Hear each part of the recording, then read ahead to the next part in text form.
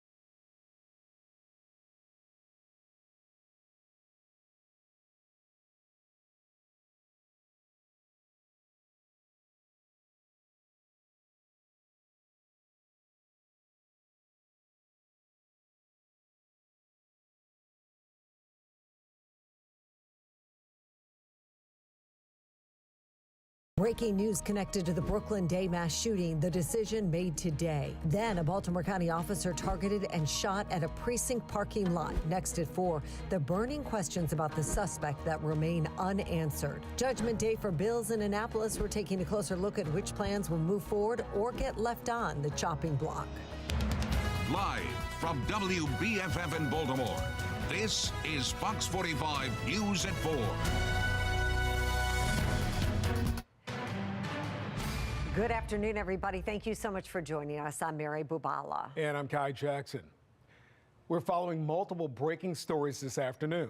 First, Tristan Jackson, one of the suspects in the Brooklyn Day mass shooting, pleading guilty today to 4 charges. And plus, it's crossover day in Annapolis, and some proposed bills have come to a halt. That includes the business-to-business tax.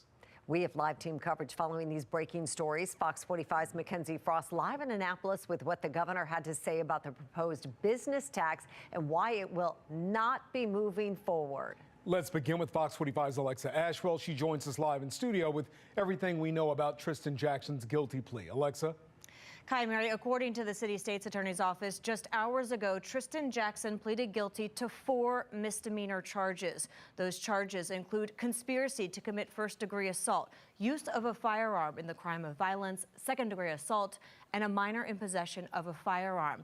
Jackson was one of 5 teens charged in connection to the Brooklyn Day mass shooting and was facing the most charges with 57 criminal counts, including attempted first-degree murder. He was the last defendant to accept a plea offer from the state. His arrest also reignited the debate concerning juvenile justice laws. As it was revealed, he was in fact wearing an ankle monitor at the time of this mass shooting. To date, no one has been charged with the murders of the 2 victims killed that day. The state's attorney's office says Jackson is now facing a minimum of 5 years without the possibility of parole and a maximum of 12 years in prison. He's scheduled to be sentenced on April 29th. And Alexa, you've also been tracking the latest developments after a Baltimore County officer was shot last week. What can you tell us? That's right, Mary. At last check, the suspect remains hospitalized, but Baltimore County police have yet to name him or confirm his motive. Days after being shot in what Baltimore County's police chief is calling a targeted shooting, our officer has been released. The unnamed officer walked out of shock trauma to a line of salutes and procession of police cruisers. The suspect in this case is still hospitalized at a local hospital. And once again, we're grateful to shock trauma for all that they've done. But Baltimore County police have yet to identify the suspect or answered any additional questions about what they believe motivated him to reportedly go to the precinct and open fire last Thursday. The precinct, shots fired outside the precinct. We have a signal 13 at the precinct. Officer down. Over the weekend, Baltimore County police did identify the 2 officers who they say returned fire in the parking lot of the precinct as Officer Smith with 25 years of service and Officer Wright with 2 years of service. Both officers are now on administrative leave, which is standard procedure as this investigation continues. It was very clear that this was premeditated. Shortly after the shooting, the chief detailed the suspect walked into the precinct lobby and spoke with officers inside the building, then stopped and had another conversation with an officer in the parking lot before pulling out a gun and opening fire. Fox 45 News has been asking what was said during those conversations, but the department has not yet answered that question, in addition to confirming the suspect's identity. Now, the suspect has yet to be formally charged, which could be the reason why the department has not yet released his name. We will continue to push for answers in this case. Alexa Ashwell, Fox 45 News. It is crossover day, the last chance for most bill proposals to pass into the opposite chamber for a chance to become law. The biggest issue on the table, Maryland's $3 billion budget deficit and how to tackle it. Today, the governor said a broad business-to-business tax will not be included in a budget he will sign. Fox 45's Mackenzie Frost has been in Annapolis all day. She joins us live from the State House with some of the details. Mackenzie. Mary, this was pretty big news this afternoon. The governor coming out essentially for the first time all session, telling lawmakers what he is specifically not interested in, and that includes that broad 2.5% business-to-business service tax that is on the table, or was on the table up until about an hour and a half ago. We saw lawmakers listen to fierce opposition last week from members of the business community, telling lawmakers that if this plan were to be implemented, that it could impact the economy. And that's what the governor says he does not want to happen. His focus is growing the economy and the private sector. That's why he says now he's taking direct aim at that broad 2.5% plan. And that is why that the broad business-to-business tax will not be in the final budget. So B2B, a broad B2B tax will not happen in the state of Maryland. We've got to impact and we've got to bring down the cost of what people are seeing inside of the grocery stores and inside of the markets, and that's why things like the soda tax will not happen in the state of Maryland, and the soda tax will not be included in the final budget. So you heard there the governor also talking about the soda tax. He's not interested in that. But the term broad here is really what has a lot of people wondering what exactly he means. Senate Republicans were quick to offer their reaction to this news earlier today. And Senator Steve Hershey, the minority leader in the Senate, is asking the question that many of us would have liked to ask the governor himself, but he didn't take any questions today. I think we have to find out what the definition of broad is. It doesn't sound like it's completely off the table yet. I don't think that I would go back to the business community and say, hey, everything's taken care of, don't worry about it. I think we have to continue to push and get the business community out here and saying that we can't see these types of policies that are going to hurt economic growth if the governor's going to say that that's what's important.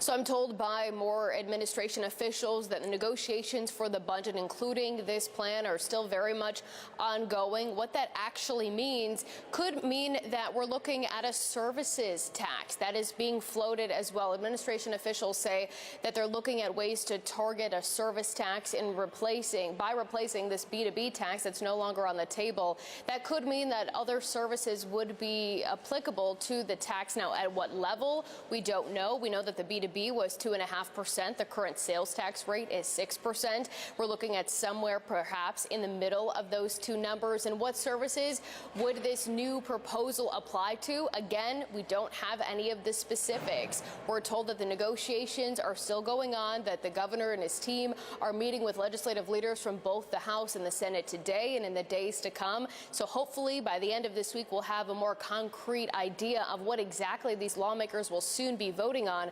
But at this point, all we know is that the 2.5% business-to-business service tax no longer happening. Mary and Kai. And McKenzie, crossover day is incredibly busy, obviously. Beyond the budget, what else are lawmakers looking at? Well, there are a lot of things. We have had a session we're on the second session of the day. We're expecting to see perhaps even a triple session in both the House and the Senate at this point. But let's take a look at some immigration bills. We know coming into this session that immigration was going to be a hot topic for many lawmakers. Over the weekend on Saturday, we saw a fierce debate over a proposal to cancel current 287G contracts. Remember, the 287G program is a program in which the local jurisdiction can enter into a contract with federal immigration agents or ICE to have some of the law enforcement agents in these detention centers run inmates' names through a database to see if there's any ICE detainers. The 287G plan passed. The cancellation of the plan passed over the weekend, with supporters saying that this is not the state's job, and opponents of the bill, supporters of the program, say this comes down to public safety. 287G is not needed for ICE in order to do their job. Is it your intent with this law to interfere with an existing contract? As the bill states, that those jurisdictions that are currently have these types of agreements, yes, they will have to terminate those agreements by July 1st, 2025. Okay. We should be cooperating because this is public safety. You don't want it in your county? You can still vote for this because it will allow the counties that have it to keep it. Now, that bill is up for a third reader today. This afternoon could be happening any moment. And then earlier today, the Senate also took a look at a bill surrounding protected spaces that would prevent and provide guidelines for ICE agents to execute some of those immigration enforcement actions in places like churches, schools, and hospitals.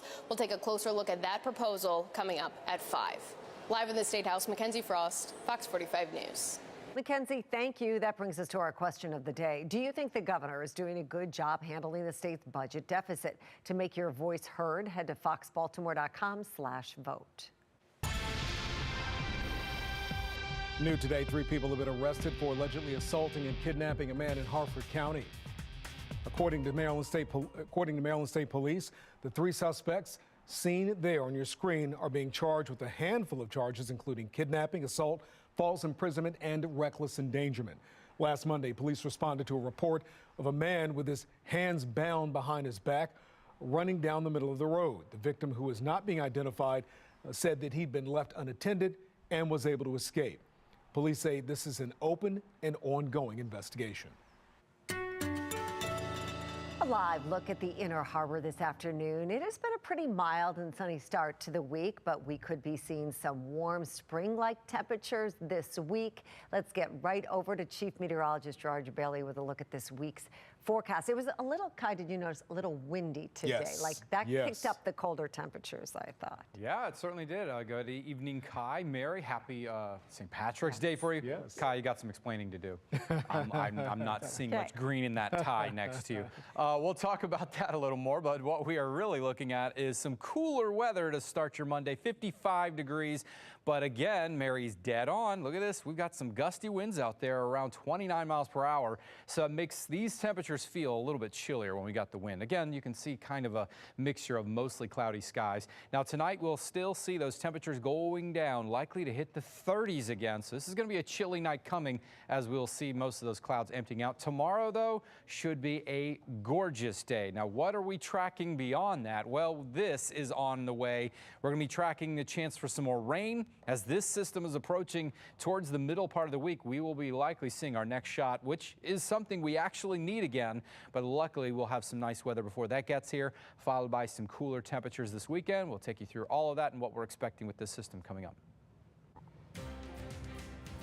March Madness arrives later this week for Maryland basketball. Both programs are a 4 seed, and find out the local mid-major still hooping in March next on Sports Unlimited. Annapolis today brings back the controversy over the proposed transmission lines that could cut through 3 Maryland counties, how the demand for transparency could turn into law. A back and forth between Democrats in Washington over a Republican funding bill, while critics argue the party should have fought harder against it.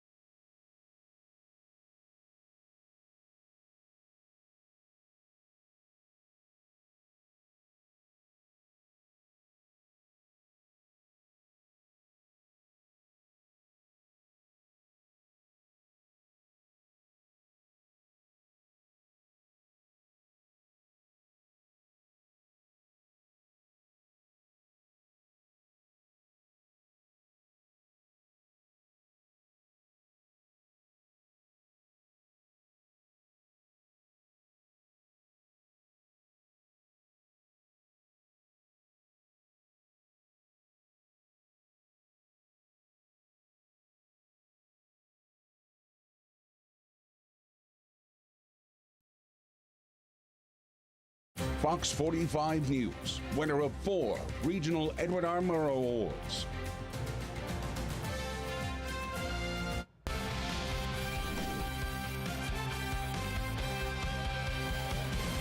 The madness has arrived this month thanks to last night's Selection Sunday, and Maryland's dancing out west as the 4 seed. Maryland's in as a no-brainer at-large bid after the Terps' 25-8 season, an impressive run heading into March Madness led by freshman Derek Queen. Maryland, the 4 seed in the West region, will face the WAC winner mid-major Grand Canyon, a 13 seed at 26-7. The game is Friday in Seattle, 4:30 our time. Maryland, in year 3 under Kevin Willard, is ready for his second bracket appearance with the Terps. For this group to sacrifice, a lot of guys had to sacrifice roles to come together. To put this team together in 2 weeks, and for them to kind of, come together and get back into the big dance, it's exciting. Here's the quick bracket outlook for Maryland in the West as the 4 seed. Florida is the 1 on that side and gets 16 Norfolk State. UConn, Oklahoma, the 8-9. Memphis, the 5 against Colorado State, the 12. And then Maryland right there, the 4 against Grand Canyon Friday. Maryland women also win. The Terps a 4 seed as well, hosting Norfolk State this Saturday in College Park. And for local mid-majors, Coppin State women's hoops still playing. The Eagles accepted a WNIT bid today and also playing on Saturday. A live look from our nation's capital this afternoon. The National Park Service has announced that D.C.'s famous cherry blossoms are expected to hit peak bloom from March 28th through the 31st. Cherry Blossom Festival begins March 20th, and it features parades, cultural events, and so much more. Peak bloom, of course, the busiest time for visitors, so it is best to get to D.C. early in the morning or on weekdays to avoid those large crowds. For a full list of events and tips to enjoy the festivities, go to our website, foxbaltimore.com. Well, here in Baltimore, it's been a pretty nice start to our work week. It could warm up even more as we head through the week, which we love to hear. Let's get back over to Chief Meteorologist Gerard Jabali with our forecast. Gerard. I know the cherry blossoms everyone is waiting for, but you know what, Mary? I did see some of the blossoms on those tulip magnolias and the tulip poplar trees. They're coming out. They're right there on the edge. Here in Baltimore. Yes, on my already. drive here, I saw them. You know, they're some of the first blooming trees, and they really get me excited for springtime when I see those.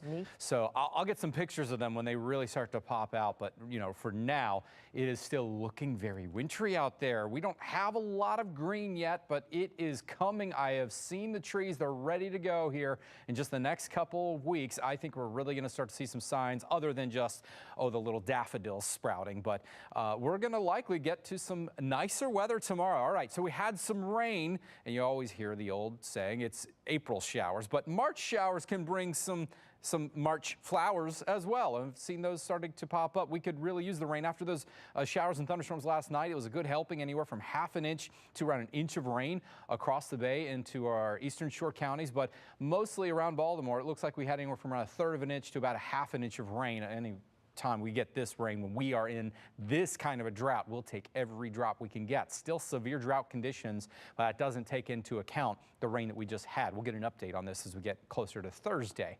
Now, temperatures a little cooler, no doubt. We hit 70s yesterday. Now we're in the mid to upper 50s. That wind is a little bit of a factor, but going into tomorrow, I think it's gonna be a little warmer, a little brighter. We'll have a lot more sunshine, but still we'll see it starting out pretty chilly in the 30s, and then we'll likely hit the 60s tomorrow afternoon for most areas. A couple spots, especially if you're near the bay, may be a little chillier than that. Now going into Wednesday, this may be a very nice day. Our winds are going to shift a little more southerly, so it's not going to be as chilly overnight to start the day. So we're talking about 40s, another mostly full day of sunshine, and I think we'll get very close to 70 degrees again on Wednesday. If we miss it, it'll still likely be in at least the mid to upper 60s, so it should be a gorgeous day on Wednesday. But that is going to come to an end as we get to Thursday. This is on the way. This is our next storm system, and it's going to be this cold front that comes through, bringing us showers, and it's looking like it's only showers. I'm not seeing a whole lot of energy in the system to bring us, say, any sort of a severe threat, but we'll keep eyes on it. And for now, it looks like some rain will move through late on Thursday. That's just the way it is, and we'll keep some of the rain chances. Well, that's good. We need that, but it's not going to ruin your week by far because we're going to get much better weather coming. But still, Tomorrow, mid-60s, sunny and nice. 7-day forecast now. A few showers for your first day of spring, I might add. So right there on time, even though we'll have a very nice day on Wednesday, it changes things. So we'll be in the mid-60s and a bit of a temperature drop, of course. Mid-50s behind that cold front, so it will be cooler. It will still be breezy, but we're going to start to recover a little bit while we'll still likely be in the low 60s. We'll have a few more clouds coming into your weekend.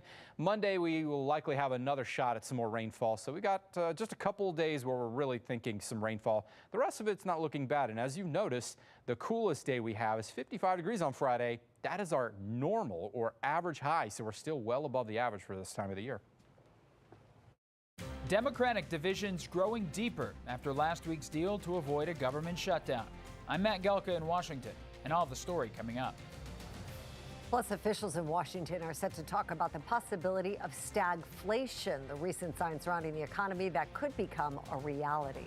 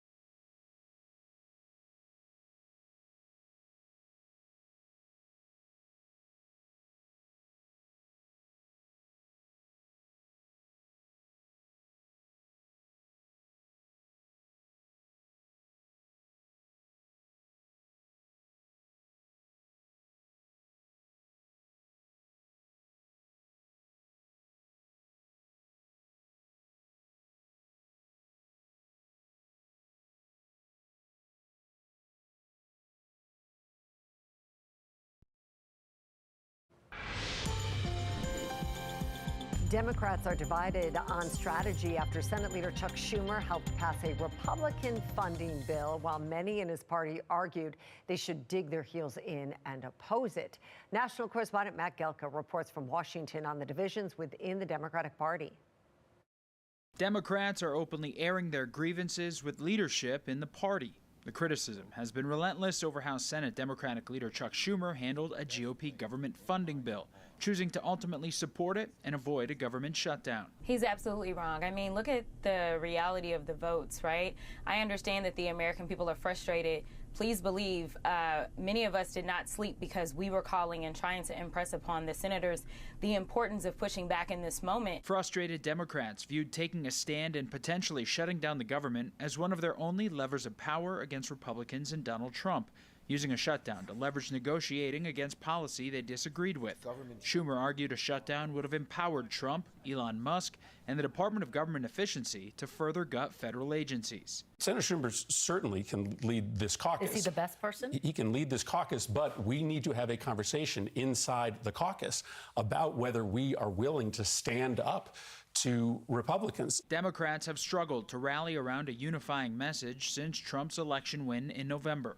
The latest fractures also showcase the difficulties the party is having in finding a leader to navigate its path forward. Okay, so, you know, there's actually little that the Senate minority leader can say, and the 10 Democrats that voted with the Republicans can say, to appease somebody like me. I'm about to change my registration to independent. The backlash comes as poll numbers for the party as a whole are seemingly in the tank. A CNN poll from the weekend had the party's favorability at just 29%, an all-time low for their survey. An NBC poll had the party's popularity at just 27%, also an all-time low in that poll. Schumer postponed a book tour that was supposed to start this week, citing security concerns as some groups were trying to organize protests against the Senate's Democratic leader. Reporting in Washington, I'm Matt Gelka. Well, Federal Reserve officials are slated to meet this week, and one possible topic of conversation is the potential for stagflation. That, of course, the combination of high inflation and a stagnant economy. Typically, these two run in opposite directions, but recent signs show prices staying high as growth slows. Fear of tariffs playing a part, policymakers still working to understand the impact given high prices. You'd want to remember the current context, which is we came off of very high inflation, and we haven't fully returned to 2% on a sustainable basis. So you got to put all that in the mix as you make this decision. Unlike inflation or deflation, stagflation is challenging to combat.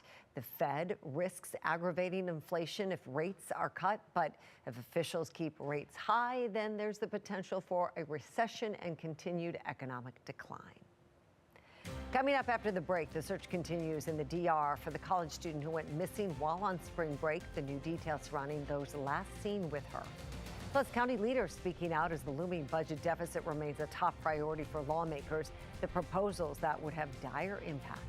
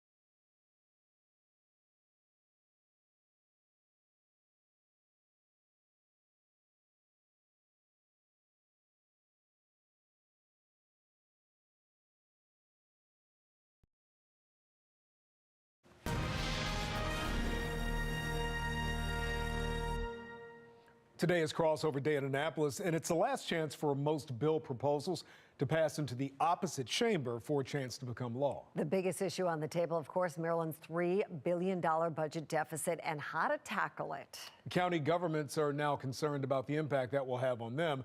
New costs are now being shifted to the counties, and some are speaking out about it. Harford County Executive Bob Castle joined us on Fox 45 Morning News to weigh in.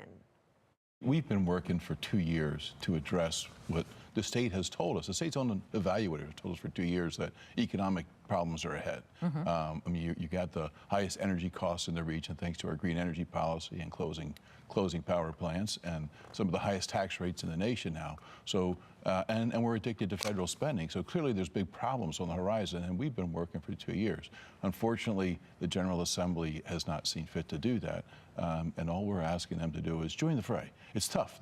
Pushing back against addictions of federal spending and big spending in your own counties is a tough thing to do. I mean, we've taken a beating over the last 2 years. I mean, been in this station numerous times pushing back against folks who are really irate that we were holding the line on spending.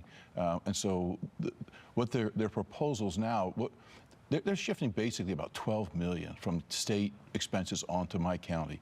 But to put that in perspective, $12 million is the annual budget for my entire Parks and Rec program. All my rec centers, my fields, everything. That's a huge, this is tough. Well, amid the growing budget concerns, Harford County Public Schools is canceling summer school this year. A spokesperson says those cuts are necessary to align with Harford County's budget for fiscal year 2026. The county executive spoke about that as well. The challenge the schools face is that the blueprint for education, which is nothing more than a radical shift of power from the counties up to the state teachers unions, that's forcing they're telling the local schools, here's your priorities. Your priorities are not what you want. It's not what the local parents want. It's not what the local teachers want. Even the local principals and the superintendent want. Your priorities are what the state's going to tell you your priorities are. So, you know, the schools now are forced to shift money from their own priorities towards these state-dictated priorities, which aren't what we want. That's their big vision, the micromanagement of teachers and how to blow their nose and stuff like that. Well, Harford County isn't the only school system feeling the budget impact. Earlier this year, the Carroll County School Board approved a request for $57 million to help meet requirements outlined in the blueprint for Maryland's future. If Carroll County doesn't get the money, the system says it might have to cut 92 staff positions, including reading and math specialists. Carroll County School Superintendent Cynthia McCabe says some parts of the blueprint are good, but others need to be reworked. As lawmakers deal with the looming $3 billion budget deficit, the energy debate is heating up.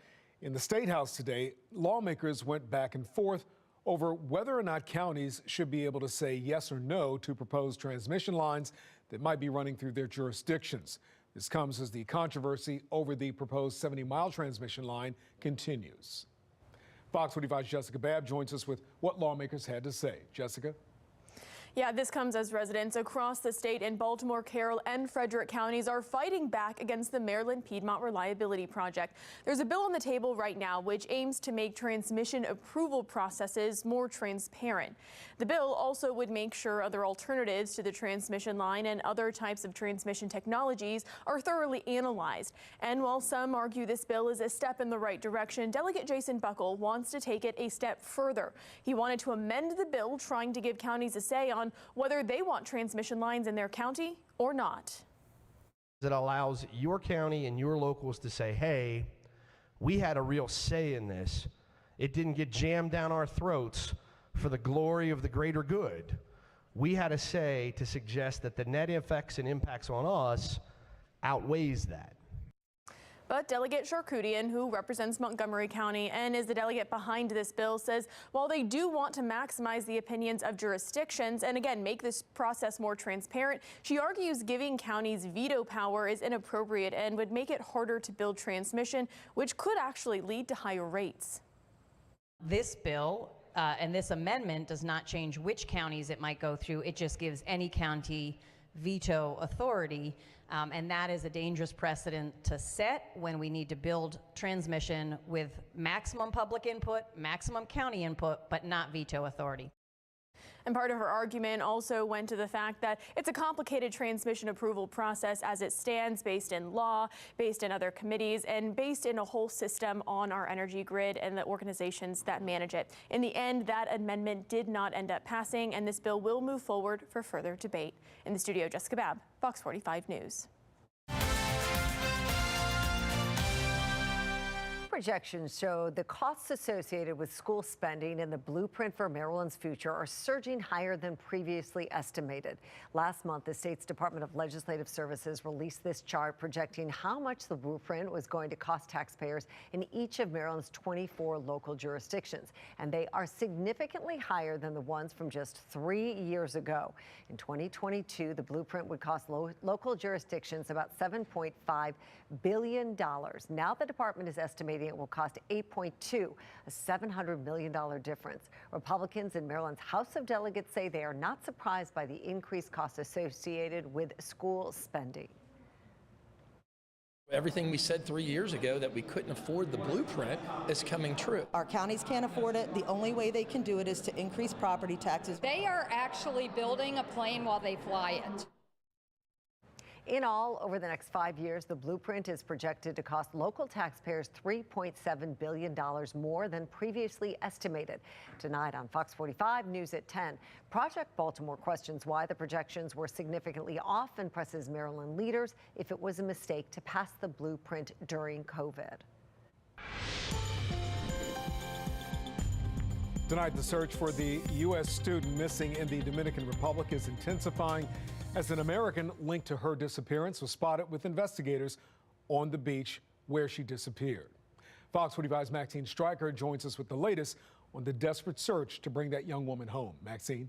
Okay, 20-year-old Sudisha Konaki went missing on March 6th in Punta Cana while on spring break. And tonight we're learning that Minnesota student Joshua Ribb is believed to have been the last person to see her. He and his attorney met with officials on the beach in the Dominican over the weekend. Ribb has told prosecutors he was drinking with Konaki and they were kissing in waist-deep water when they were pulled out to sea. He reported helping her get to the shore, where he says he became ill and vomited and said she was going to go get her things. However, he says when he looked up, she was gone, saying he was surprised later on to hear of her disappearance. He may have been drunk, he may not remember, he may have been passed out. So we have to consider all the possibilities in not only focusing on one individual.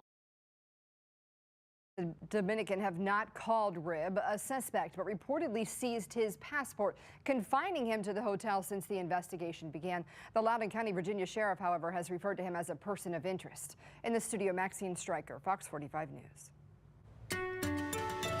It is St. Patrick's Day. March 17th is meant to commemorate Ireland's patron saint, of course, but the holiday, of course, has turned into a worldwide celebration of all things Irish: shamrocks, parades, leprechauns, beer, of course. Major festivities underway in Chicago, where their river is green, Savannah, Georgia, Boston, Philadelphia, and, of course, Manhattan, U.S. cities with large Irish populations. Across the pond, though, Dublin and Liverpool also holding parades and celebrating the day, of course. Yeah. That's Chicago right there, the green. It's bubbling in Dublin, that's right. This is video right now from Dublin, where hundreds of thousands of people are packing the streets to watch Ireland's National St. Patrick's Day Parade. Officials say 500,000 spectators are expected to line the parade route to see the colorful floats and performers. The Irish tricolor flag, leprechaun hats, and all shades of green can be seen around the city. But you really should be wearing Kelly green. No, I'm kidding. I don't know. Green is good. Mary and Mackenzie, very specific about their colors. Yes, we are. We are. And today it's just good to have some fun out there. But it is windy out there. Yeah, that's right. Here's Chief Meteorologist Gerard Bailey. What did you notice the wind, Gerard? Yeah, I did. I know that. Well, first of all, Mary, hopefully you're okay with this color green. It's a little on the edge. Well, you know, I can't wear any other color. Anyone who knows, I'm at the weather wall in here, and I know you can't see this at home, but this is just a big green screen. I'll disappear. Your green is fine. Okay. As long as I get a pass, I'm lucky that this doesn't completely disappear in my green screen back here. Here's something I'm glad we don't have a lot of green on the radar today. It's a sunnier day than what we had yesterday, but we're still seeing some cooler temperatures in the mid-50s. So I'm not a big fan of Irish weather, meaning the chilly and rainy conditions that you typically see over there. But we've got a nice couple of days coming, so we've got a little luck on our side. 66 tomorrow. We are tracking some rain as we get a little bit later into the week, and it will be cooler by the weekend. We'll track the rain for you a lot more, but still some very nice weather to come as we move through Tuesday and again Wednesday. We'll show you that in just a little while. All right, Gerard, thank you. And hey, we want to see how you've spent St. Patrick's Day. Scan the code on your screen. That will take you to foxbaltimore.com, where you can upload your pictures and videos, all powered by Stagwell. I'm Christine Frizzell in Washington, where President Trump has taken his art of the deal global. So how are those deals panning out? A closer look ahead.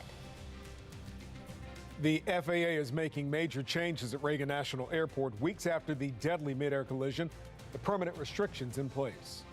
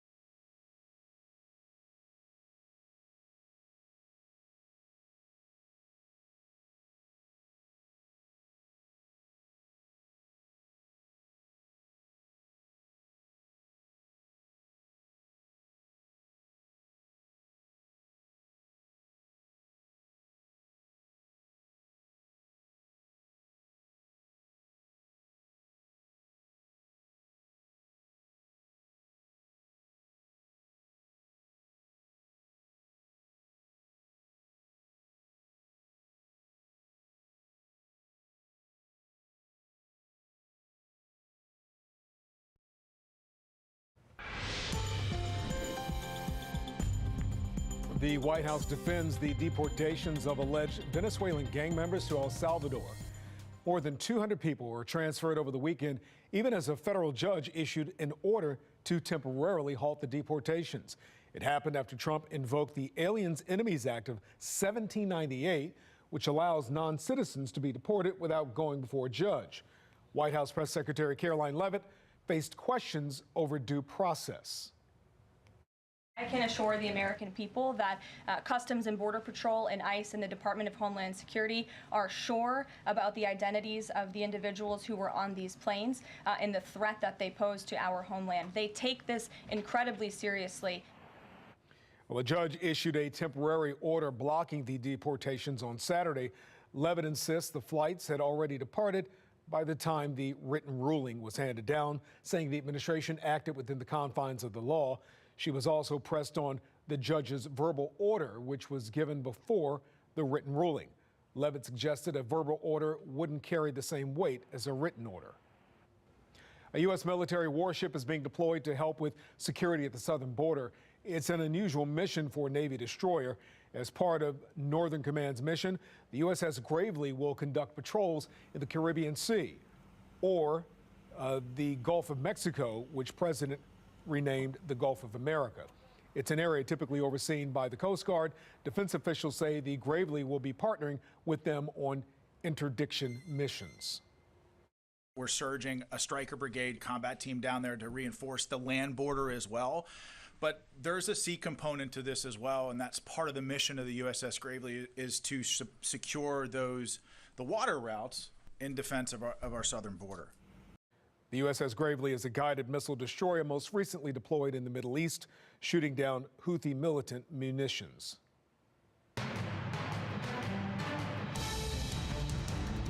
In a matter of hours, President Trump is set to speak directly with Russian President Vladimir Putin about bringing an end to Russia's war with Ukraine. A few weeks ago, the president said Ukraine had no cards without the United States. So which cards will be played is what people are asking. National correspondent Christine Frizzell reports. What kind of diplomacy, JD, you are speaking about? It was an Oval Office explosion that provoked a partnership implosion. You're not in a good position. You don't have the cards right now.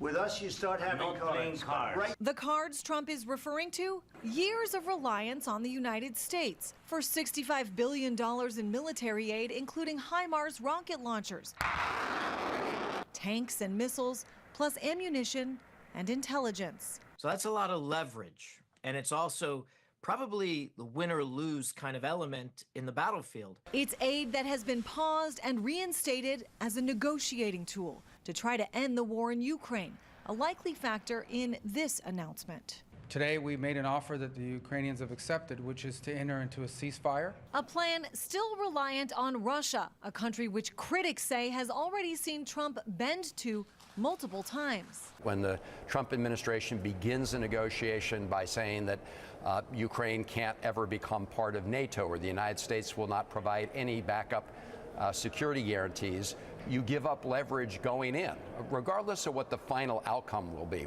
As with many things, though, it seems President Trump will do things his way, insisting not just on Ukraine, but on tariffs and the border, that he and the United States do indeed hold the cards, which has translated into leverage.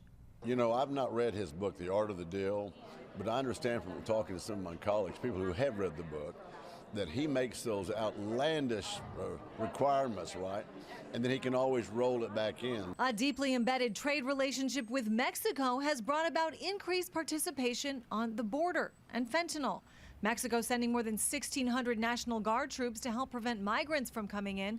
Its new president also handing over dozens of drug cartel members, including one the United States had asked for 40 years. An aggressive approach bringing action for sure, but whether positive or negative still remains to be seen.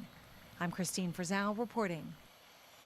The results are in for Friday's question of the day. We asked, are you concerned about the nuclear weapons capabilities of Russia, China, and Iran? 78% said yes, 22% said no. President Trump claims some of former President Biden's pardons are invalid. He refers to pardons for members of the House Select Committee who were investigated or who investigated the January 6th Capitol riot, like Senator Adam Schiff and former Congresswoman Liz Cheney. Trump claims they're invalid because Biden used auto pen instead of a real pen. He doesn't have the power to rescind Biden's pardons for any reason, including what pen was used under the Constitution. It's unclear Trump is acting on that claim. Well, happy St. Patty's Day, everybody. I think at least we lucked out and didn't have to deal with any green on the radar, but the clouds are around, certainly cooler. Now, yesterday we needed the rain. It started out to be actually a half decent day. We got to around the 70-degree mark. And then that front came through, bringing us some much needed rainfall, but it is dried out today, and it was nice. We got a little sunshine in there for everybody. So looking outside, it is still partly to mostly cloudy with temperatures now still in the 50s everywhere, low 50s off to the north, but but this is going to drop tonight pretty significantly, likely getting into the 30s, but we're not going all the way back to winter time. Speaking of, spring is right around the corner. It starts on Thursday, so here is how we have pretty much shaped up the winter. Now, while we can still get some snow all the way through March, we have to keep an eye on that. We're not seeing any in the near term. So we've had 12.7 inches for the season so far. Could we get any more? That's a good question. We'll have to see how that is going, but it doesn't look like it. Right now, the 30-year average up to this point in time is 18.5 inches. So we ended up far below the average. But you know what? It was pretty darn close to what my winter forecast was made. Back on November 18th, I was forecasting about 13.5 inches of snow. We were very near that mark, only about an inch off. So how about the next several days? It's looking pretty good on the crab cast. We're not going to be too salty, too crabby. I think we're going to be pretty happy crabs around here, as we will see a lot more sunshine. Temperatures are going to warm up a bit. It should be a very nice couple of spring days coming. So here's future scan. Going into tomorrow, we start out chilly, so we may be a little crabby in the morning, but hey, not bad towards your afternoon. Mid-60s or so. We'll see some little bit cooler temperatures off to the north, and maybe over here towards the eastern shore, where we'll still get close to the 60-degree mark or so. That's not bad, again. But going into your Wednesday, I think is going to be even better. Here we go. Starting out not as chilly, only in the 40s. Then we'll watch as the sunshine and some southerly winds will bring in some warmer temperatures. I think 60s is a near guarantee for everyone. 70s is a good possibility. We're not going to absolutely promise that, but I think at many locations we'll get pretty close to that in and around Baltimore across the central portion of the state. Then our next weather maker rolls in. This is going to be a storm system that produces snow out to the west, but it's not going to make it here as snow, so I don't see a return to winter precisely here. I think it's going to be some chillier rain coming in on Thursday, so we get to see that coming back. But until then, it is still going to be very nice. Getting to at least the mid-60s tomorrow. We'll see a full day of sunshine. It's going to be gorgeous, and I don't think the wind will be as bad. And now look at your 10-day forecast here. We get to some nice weather on Wednesday. I think we're going to be close to 70 degrees. It's spring officially on Thursday. That's the start of it, but we will see some spring showers before it gets cooler on Friday. And again, we are still above the average for the next 7 to 10 days. I think we're going to be sitting pretty decently. It will be cooler this weekend into early next week. All right, Gerard, thank you. Coming up at 5 o'clock on Fox 45, questions about Governor Moore's appearance on Face the Nation over the weekend. The issues addressed. The FAA imposing new restrictions at Reagan National Airport. I'm Jeff Harris in Washington. Coming up, when they go into effect and how your travel plans could be impacted.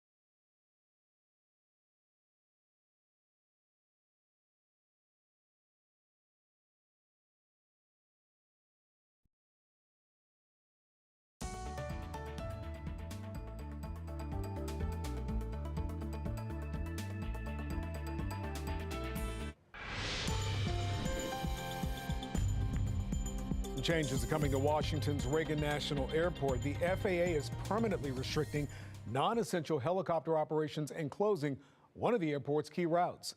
The National Desk Jeff Harris reports that move is in response to the deadly collision in January.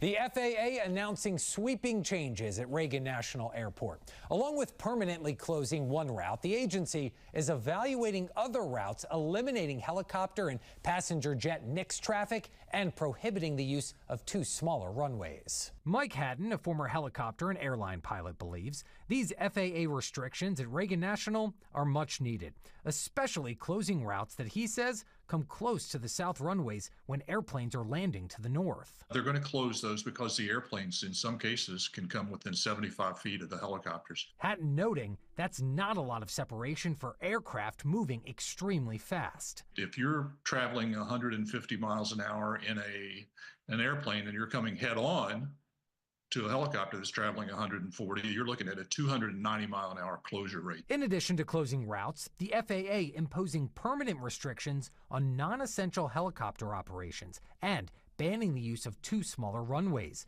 Moves Mark Weinkrantz, an aviation expert, says are needed since Reagan has such a highly concentrated area of traffic. Airlines, commercial airplanes, military aircraft, private helicopters, all these things blend together. In addition to Reagan, Weinkrantz says the FAA will also begin to assess helicopter traffic in other larger airports. Everything from Boston to New York, Dallas, Chicago, Los Angeles, and Houston. But he believes to the general public, these restrictions won't cause much disruption. The impact to most of the traveling public is going to be minimal and invisible to what they will see changing here.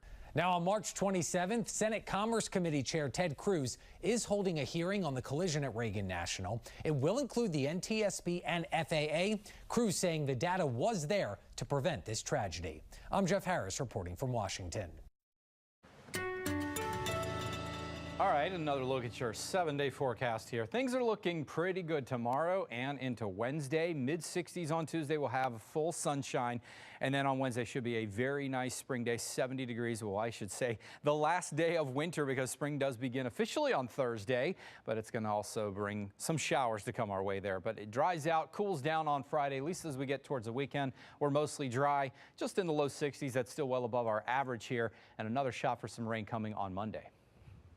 Gerard, thank you. Coming up on Fox 45 News at 5 o'clock, the cleanup continues after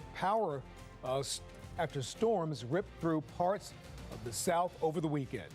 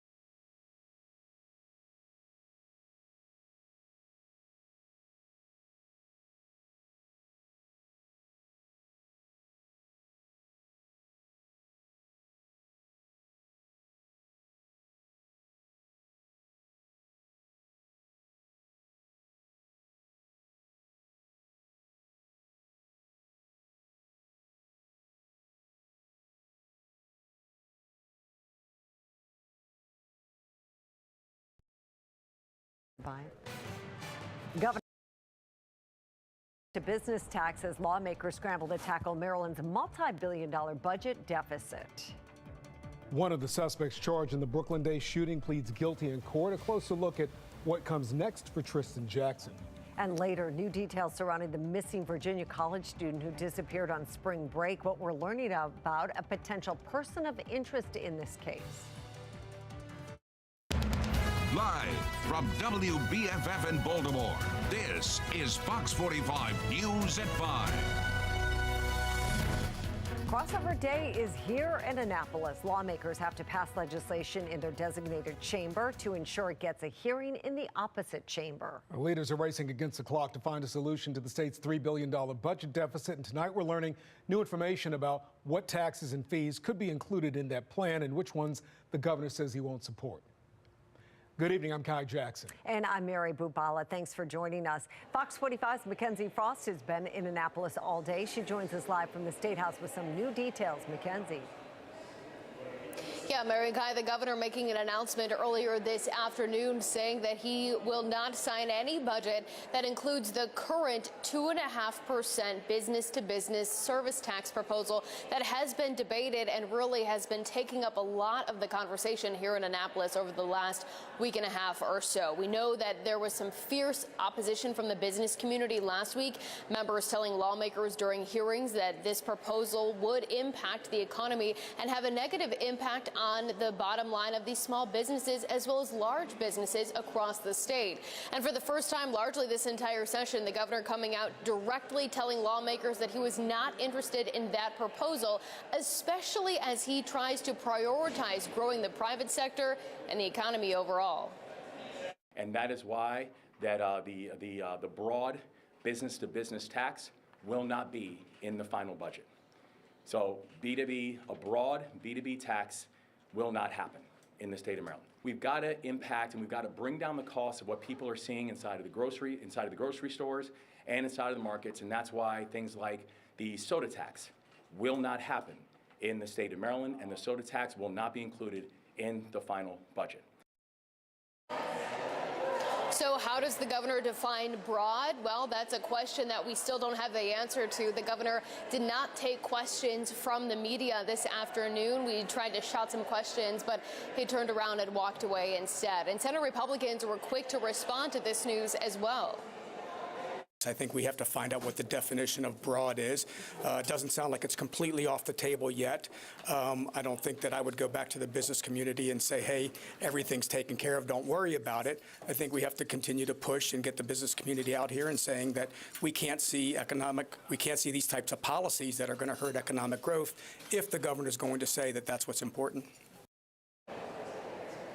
Now, the news from the governor today really mirrors what we've been hearing from legislative leaders. We know that Senate President Bill Ferguson told reporters on Friday that some version of this plan was likely to move forward, but did indicate that there would be changes made during the negotiating process. And that's what we're hearing from sources inside the Moore administration as well. Sources tell me that they're looking at ways to expand who this perhaps sales tax would apply to in terms of services, but what that list of services is and how much the tax would be, they're not sharing with the public, saying that all of this is part of the negotiating process. Members of the Moore administration is continuing to meet with leadership from both the House and the Senate today and in the days and weeks to come. So hopefully by the end of the week, we'll have a clearer picture of what this tax could really look like. Mary? Mackenzie, we hear a lot of activity behind you. See some of it. Crossover Day continues to be incredibly busy. Beyond the budget, what else are lawmakers looking at today?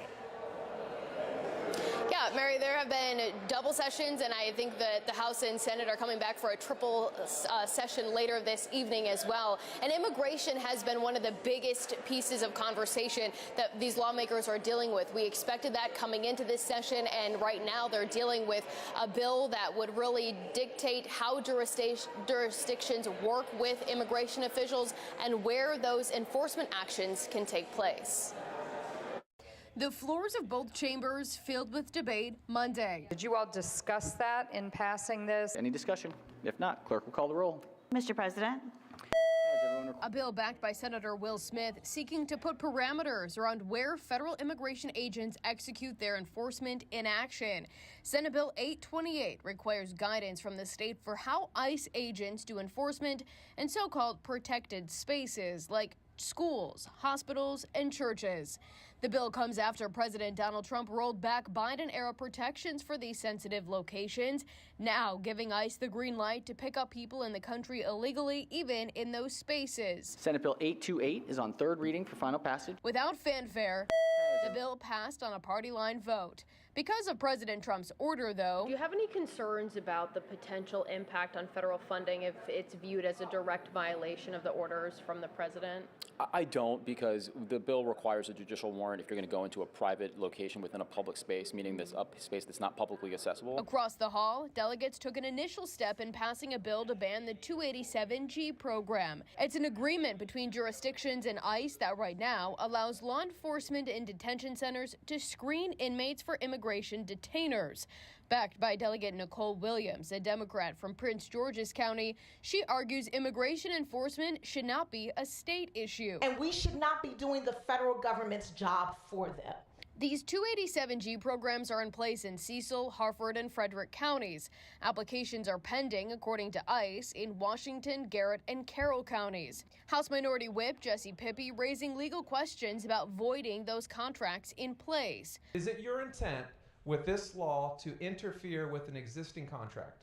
As the bill states that those jurisdictions that are currently have these types of agreements, yes, they will have to terminate those agreements by July 1st, 2025. Republicans offered amendment after amendment. There being 94 votes in the negative, the amendment fails. To no avail, and ultimately the House passed the plan on second reader. Hearing none, the bill is ordered printed for third reading. Clerk, read next bill. During an interview for Fox 45 News In Depth, Maryland ICE Director Matthew Elliston was asked about the bill at hand. The 287G program and some of the other state efforts that are unfolding right now, what would it mean for you if 287G were to be canceled? So the hardest part is that we don't always know who's in the jail and prison. We don't know. There's no master list of all 20 million people who are here illegally. And that's where 287G comes in. They're going to be the ones to identify those cases and bring them to light. It's not clear what will happen to the proposal if it makes it to the Senate.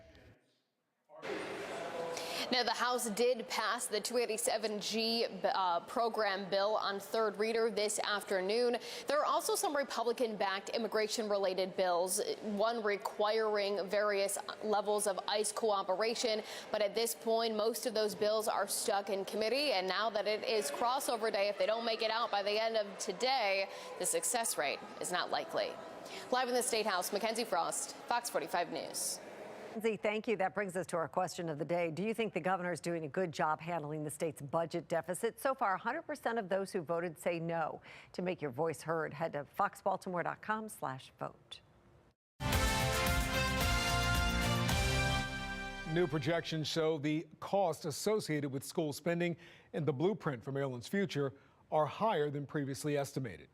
Last month, the State Department of Legislative Services released this chart projecting how much the blueprint was going to cost taxpayers in each of Maryland's 24 jurisdictions, and they are significantly higher than the ones from 3 years ago.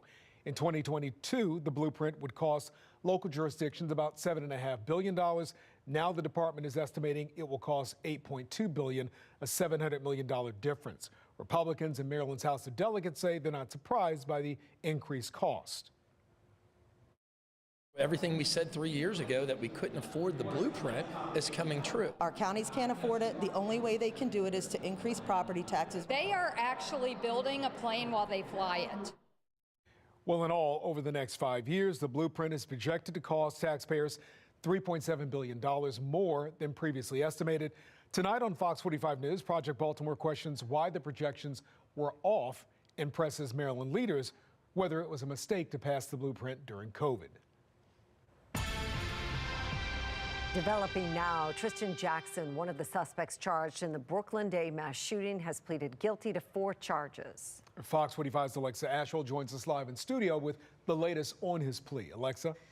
Yes, Kai Mary, according to the city state's attorney's office, just hours ago, Tristan Jackson pleaded guilty to 4 misdemeanor charges. Those charges include conspiracy to commit first-degree assault, use of a firearm in the crime of violence, second-degree assault, and a minor in possession of a firearm. Jackson was one of 5 teens charged in connection to the Brooklyn Day mass shooting and was facing the most charges with 57 criminal counts, including attempted first-degree murder.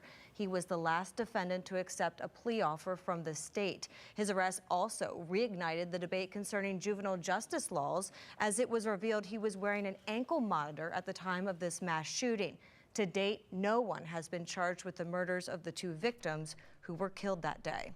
The state's attorney's office says Jackson is now facing a minimum of 5 years without the possibility of parole and a maximum of 12 years in prison. He's scheduled to be sentenced on April 29th. And Alexa, you've also been tracking the latest developments after a Baltimore County officer was shot last week. And minutes ago, we learned about the suspect's name. Can you tell us more about this story? Yes, Kai, I'm just getting those details here. Just minutes ago, Baltimore County Police revealed they have charged 27-year-old Andrew Britt in connection to the shooting that occurred back on March 13th at the Wilkins precinct that injured the Baltimore County police officer. That officer was released from the hospital just yesterday. According to the department, Britt faces multiple charges, including 2 counts of attempted first-degree murder. We're told he remains held without bond. Now, an online search, Kai and Mary, revealed an Andrew Robert Britt is a teacher at Liberty Elementary School here in Baltimore City. A city school spokesperson confirmed Andrew Robert Britt was hired in December 2022. That spokesperson also says he's currently on leave, but wouldn't confirm when Britt went on leave and what type of leave we are talking about. But just minutes ago, again, back out here in studio, Baltimore County Police confirming 27-year-old Andrew Britt has been charged in connection with this crime. I'll have more for you coming up at 6. Alexa Ashwell, Fox 45 News.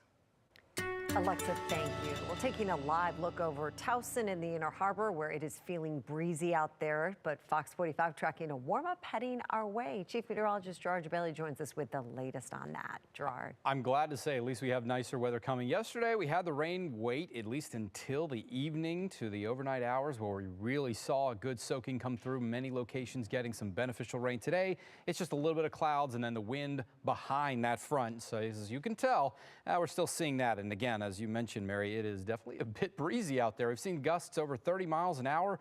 And with those temperatures in the low 50s, it does feel a bit chilly with that wind. That should calm down not just tonight, but into tomorrow. The temperatures will also fall. We'll see some skies clarify a bit, dropping to the 40s by around 9 o'clock, and then we'll be in the 30s from around 1 a.m. onward. So tomorrow, it's looking a lot brighter and sunnier and also warmer just the next couple of days. But this is our next system tracking our way. It's another front to bring us a chance for showers and some cooler air. We'll be telling you when exactly this is set to arrive coming up here in just a little while. Gerard, thank you. Governor Moore's appearance on national TV is sparking new questions. Spotlight on Maryland takes a deeper dive into his recent comments about President Trump. The energy debate continues in Annapolis. What comes next for the proposed 70-mile transmission line as residents continue to sound the alarm? And police are interviewing a person of interest in connection with the disappearance of a Virginia college student. After the break, we break down his side of the story.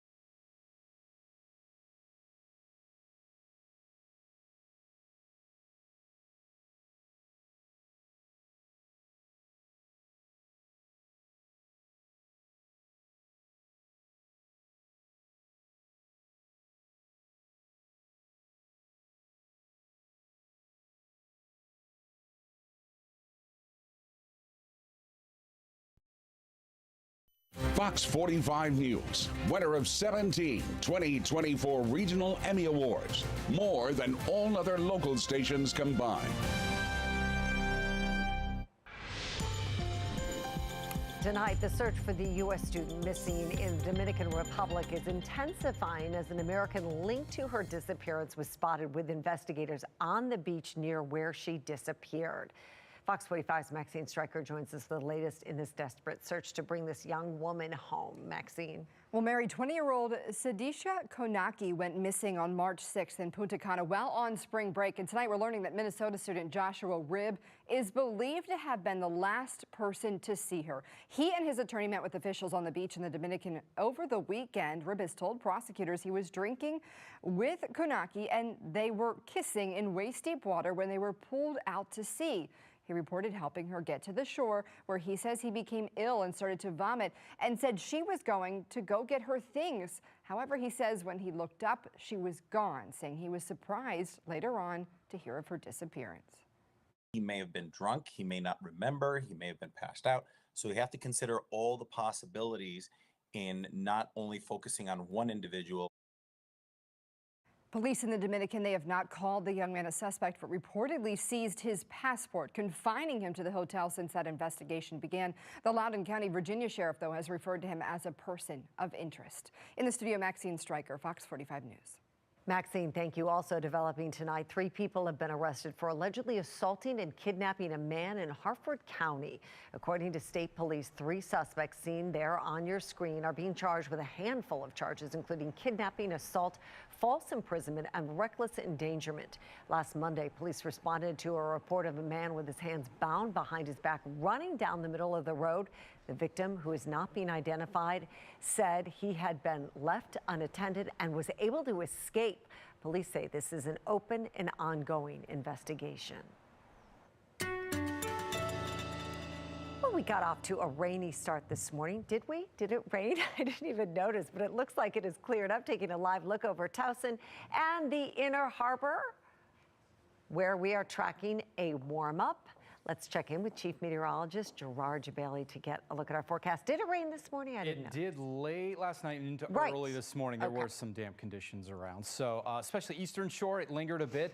So yeah, the rain was a necessary need. We really are glad to have that right now. A little bit of cloud cover to start out the day, but here's the satellite and radar, and as you can tell, that system continuing to pull away. This is what's left of what was a powerful storm system that really impacted the western area of the United States all the way to the Atlantic coast. So we're continuing to watch as this system moves. And, well, we did get some rain out of the system. As you can tell, we had a little bit more than what we were hoping for across parts of the Eastern Shore.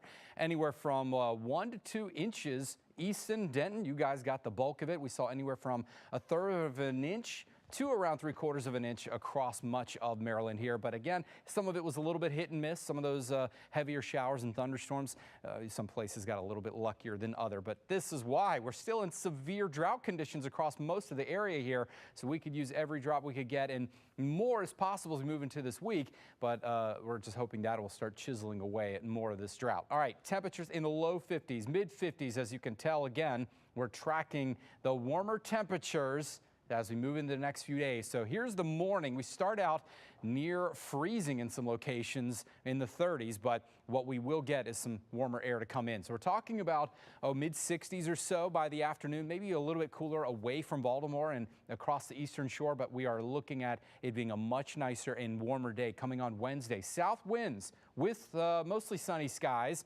will be the greatest weather I think we're going to see this week. Mid 60s will be on the low end, low 70s on the high end with lots of sunshine here still. We'll say just a few clouds towards your afternoon. Then here comes our next system. This is going to be our front that brings us our next chance for rain. It's not going to likely bring us anything but that. And then behind the system, of course, as usual, you get a little bit of a cool down behind it. But showers likely, and we'll continue that chance as we move into your Thursday evening and maybe a little bit into a very late Thursday night. But here is tomorrow. Very nice. Lots of sunshine all the way through. In fact, it's going to be tough to find some clouds tomorrow of any kind. So mid-60s at least. But here's your 7-day forecast. I think Wednesday is going to be the nicest day we get. Beautiful. And it is technically the last day of winter as we go into Thursday. That is the official first day of spring here, and we will see that shower chance moving in, and that'll be mostly in the late afternoon through the evening hours. We'll see that, but by Friday it's cooler, drier, and breezy. We'll see those temperatures dropping mid-50s or so. Low 60s over the weekend. It's not terrible. Hey, the coolest temperature we've got for a high is still above the average. A scandal at a Maryland crematory is now sparking change in Annapolis. A closer look at the new legislation that promises to hold all crematoriums accountable. March Madness arrives later this week for Maryland basketball. Both programs, 4 seeds, and find out the local mid-majors still hooping in March. That's next on Sports Unlimited.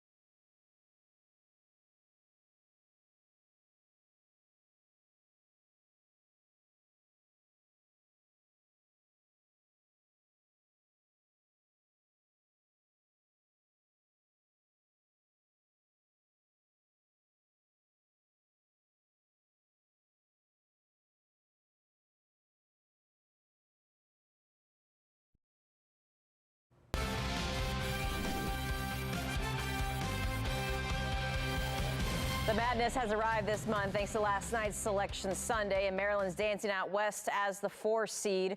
Maryland's in as a no-brainer at-large bid after the Terps' 25-8 season, an impressive run heading into March Madness led by freshman Derek Queen. Maryland, the 4 seed, West Region, facing the WAC winner mid-major Grand Canyon, a 13 seed at 26-7. The game is Friday in Seattle. That is 4:30 our time. Maryland in year 3 under Kevin Willard, now ready for his second bracket appearance with the Terps.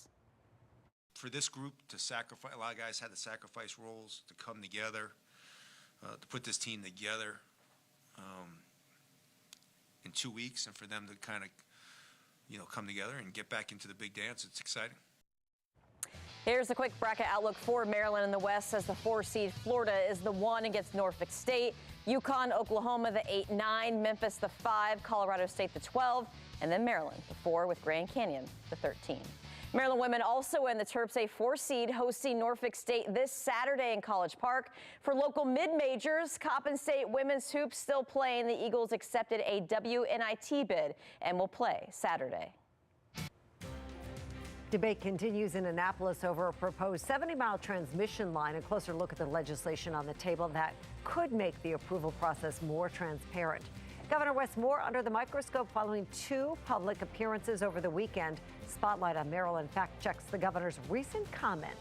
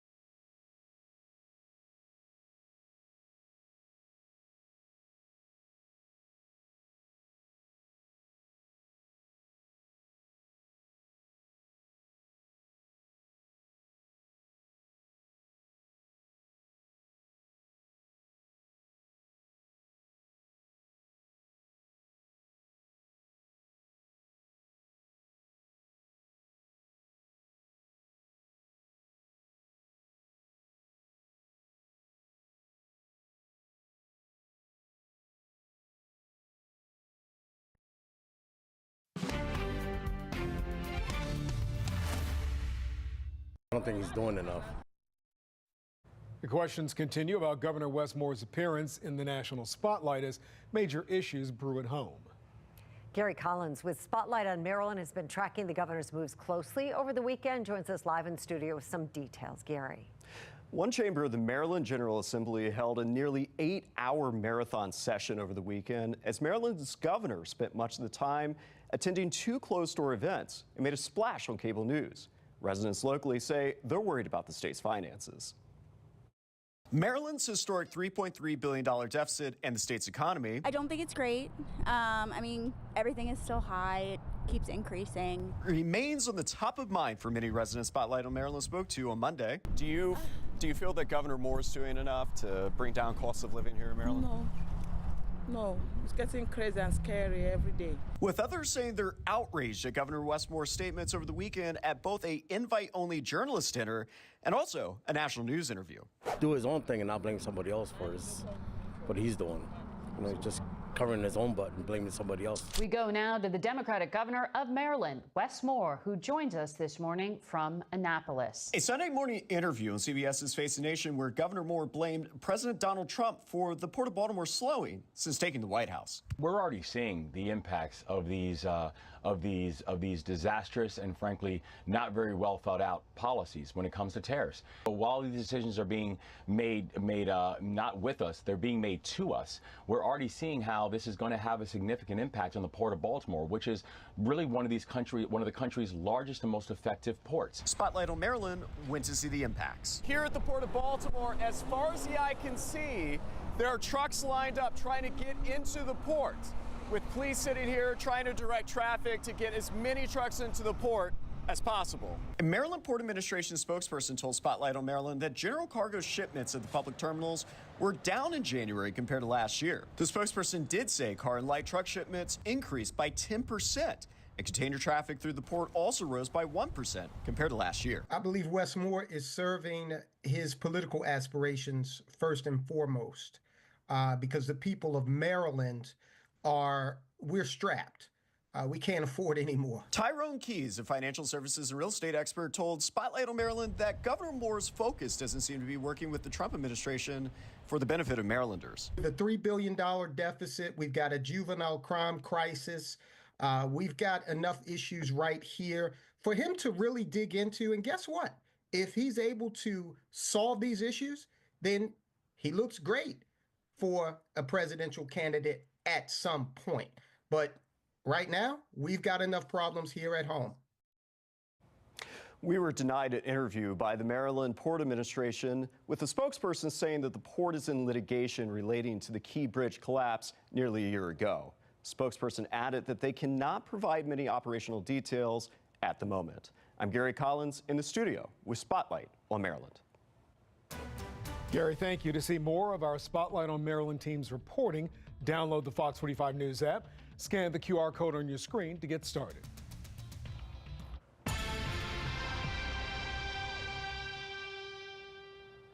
It is crossover day in Annapolis, and the energy debate is heating up. Today, lawmakers went back and forth on whether or not counties should be able to say yes or no to proposed transmission lines that might be running through their jurisdictions.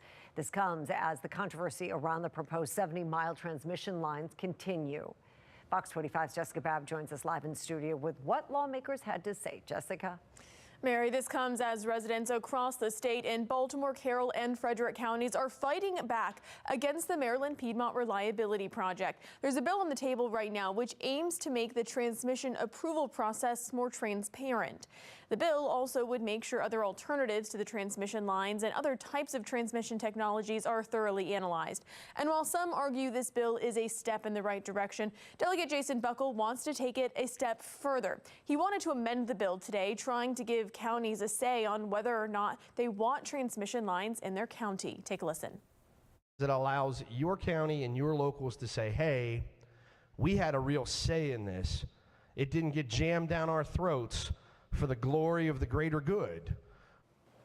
But Delegate Charkoudian, who represents Montgomery County and is a sponsor behind the bill, says while they want to maximize opinions of jurisdictions and give them a say, she argues giving them veto power is inappropriate and would make it harder to build transmission, which could then lead to higher rates. This bill and this amendment does not change which counties it might go through. It just gives any county veto authority. And that is a dangerous precedent to set when we need to build transmission with maximum public input, maximum county input, but not veto authority. And in the end, that amendment didn't pass, and this bill will move forward for further debate. Live in the studio, Jessica Babb, Fox 45 News. It is not clear how much of the energy from the transmission line will benefit Maryland as opposed to data centers in Virginia. During a town hall meeting with PSEG last year, State Delegate Nino Mangione asked project leaders what the benefit to Marylanders would be. At the time, they didn't have an answer. What percentage of this project's capacity is for electrical needs of Maryland residents and businesses? Yes. Yes,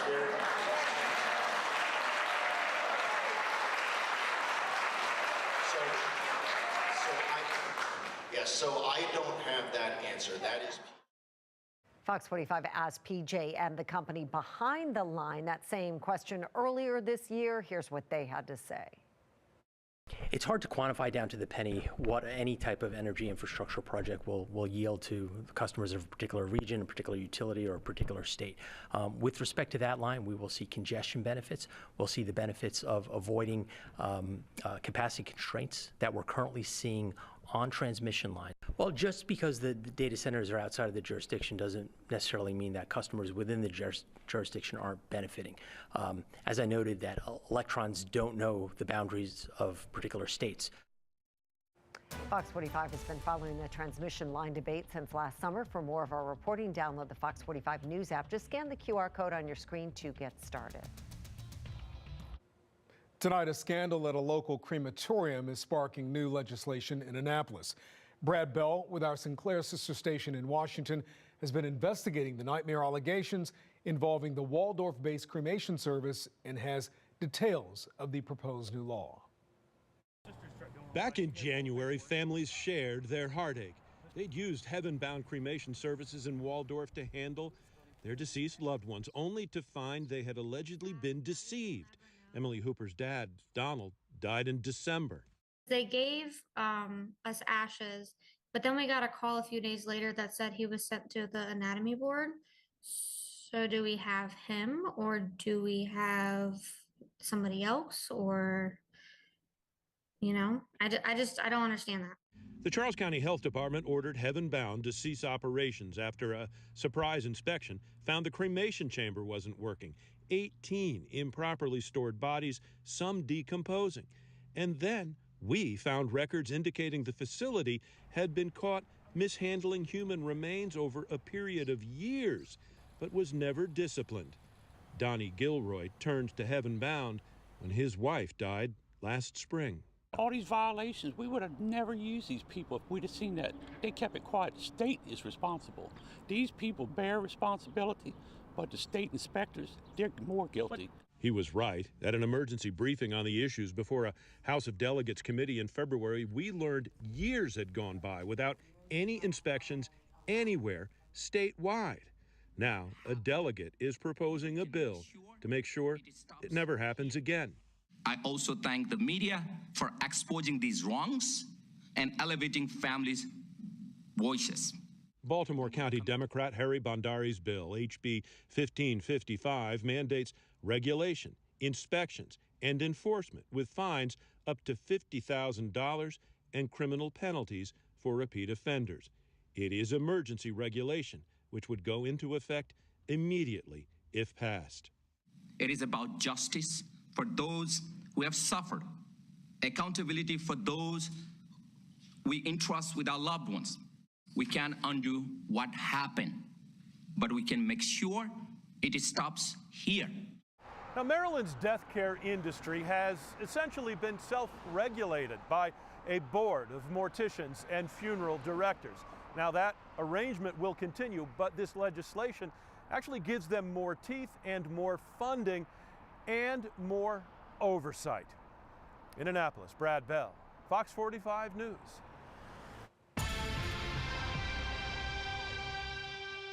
Anne Arundel County Police say a man is in custody tonight after he allegedly fired a gun inside a Dave & Buster's restaurant. Happened yesterday at the chain's Arundel Mills location. According to police, 2 officers were escorting a group from the restaurant when a fight broke out in the bar. An officer says he heard a gunshot before seeing an armed man involved in the fight. Police believe the gun went off during the struggle. No one was injured. It's unclear what charges that suspect is facing. The search is on for 2 suspects in Anne Arundel County following a robbery at a shoe store. It happened at the Rack Room Shoes store, that's in Gambrills. Police say a man and a woman tried to leave the store with unpaid merchandise. When the pair were confronted by employees, the suspect allegedly threatened them with pepper spray before fleeing. One of the suspects is described as a man around 25 years of age, wearing all black and a medical mask. The other is described as a woman about 5 feet tall, wearing a white hoodie, black leggings, and a multicolored shower cap. Anyone with information is asked to call police. Democratic state leader Chuck Schumer has postponed his book tour over security concerns. This comes just days after he received backlash for voting in favor of the House-approved government funding bill. Some Democrats are questioning whether Schumer is the right person to represent their party in the U.S. Senate.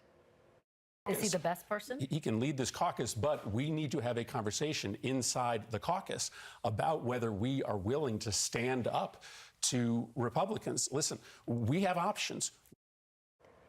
Schumer's tour was to promote his book, Anti-Semitism in America, A Warning. He was scheduled to stop in Baltimore at the Central Enoch Pratt Free Library.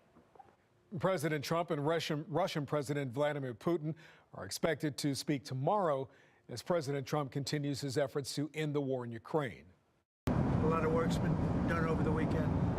We want to see if we can bring that war to an end. Maybe we can, maybe we can't, but I think we have a very good chance. Well, the phone call comes less than a week after Ukraine agreed to a 30-day ceasefire.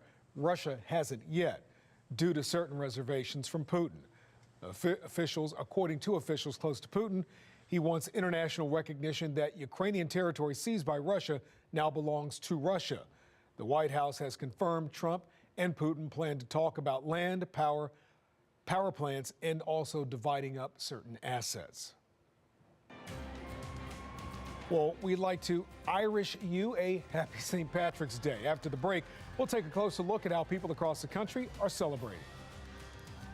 Hey everyone, I'm Angela Brown in Washington, D.C. It could be your neighbor, your coworker, one paycheck away from losing their home. Sinclair Cares, From Homeless to Hope, will spotlight the homeless crisis right here in America and how you can help. Well, after we hit close to 70 degrees yesterday, it's going to be chilly tonight. We'll be dropping down into the 30s as we head towards the overnight hours, and skies will clear out. Tomorrow, a full complement of sunshine is coming, and we've got a couple nice days before this system arrives. We'll be telling you exactly when and what it will bring.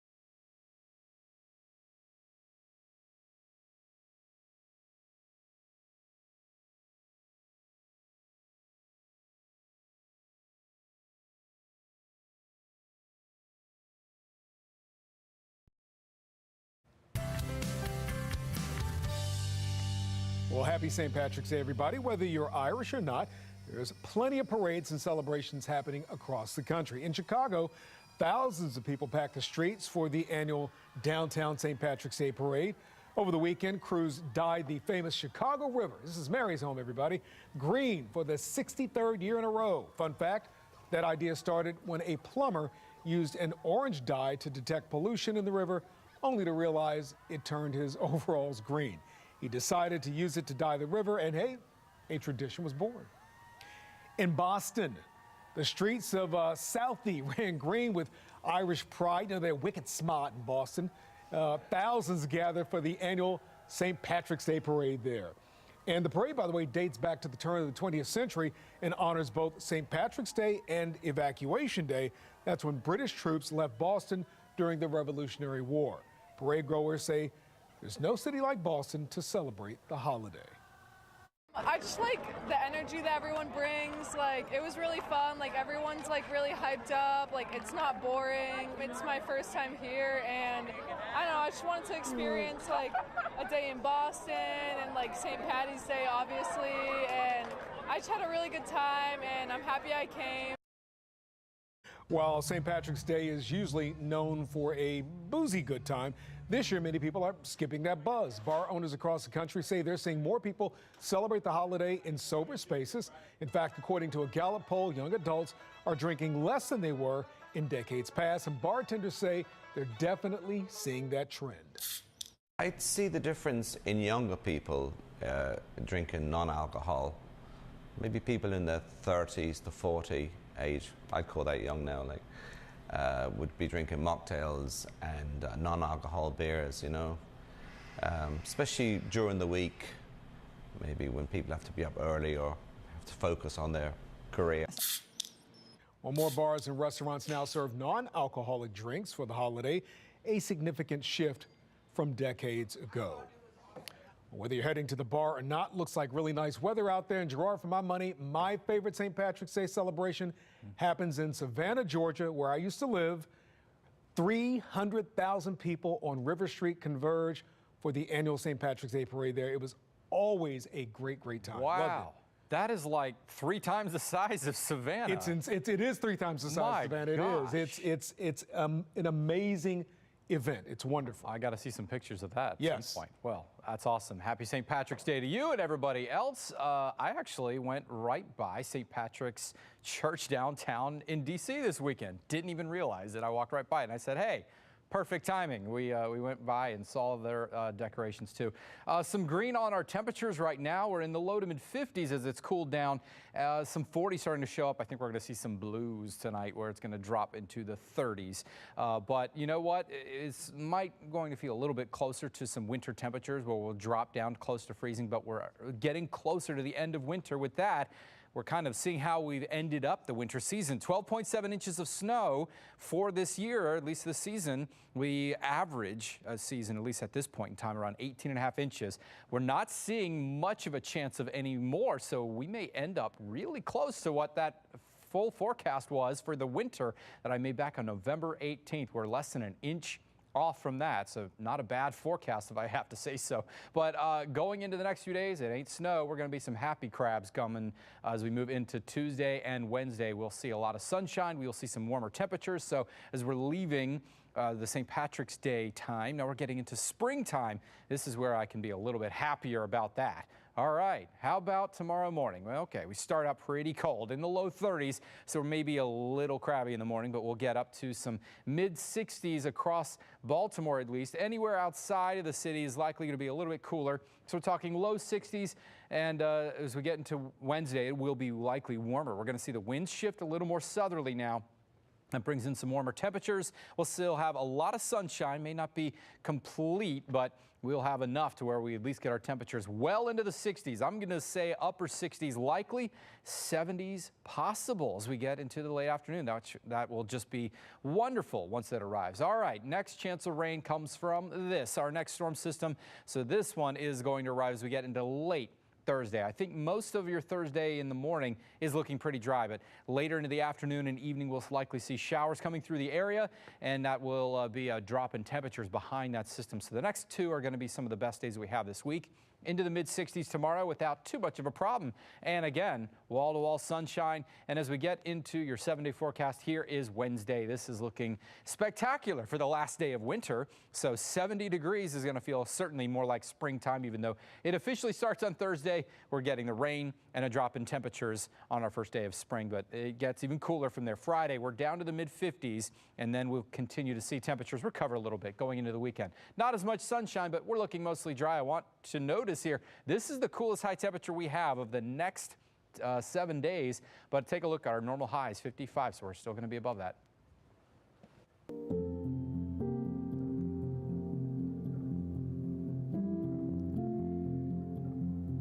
Well, this week, Sinclair is teaming up with the National Salvation Army to launch Sinclair Cares, From Homeless to Hope, a nationwide initiative dedicated to raising awareness about homelessness.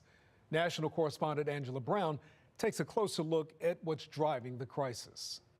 Homelessness in America isn't just 10 cities and hard-knock stories like Wesley's. When I went to college, when I mean naive, I mean naive. I got hooked on drugs and alcohol, and before you know it, I was on the street. The homelessness crisis is consuming middle America. Your neighbor, your coworker, families barely holding on. This is about the tens of millions of families who are a missed paycheck away from experiencing homelessness, or a missed car payment, or a missed medical issue.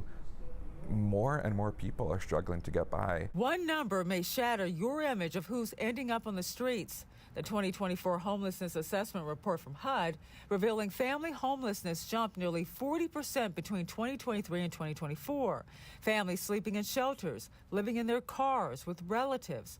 The driving forces? Experts say a nationwide shortage of affordable housing and the limited reach of housing assistance programs.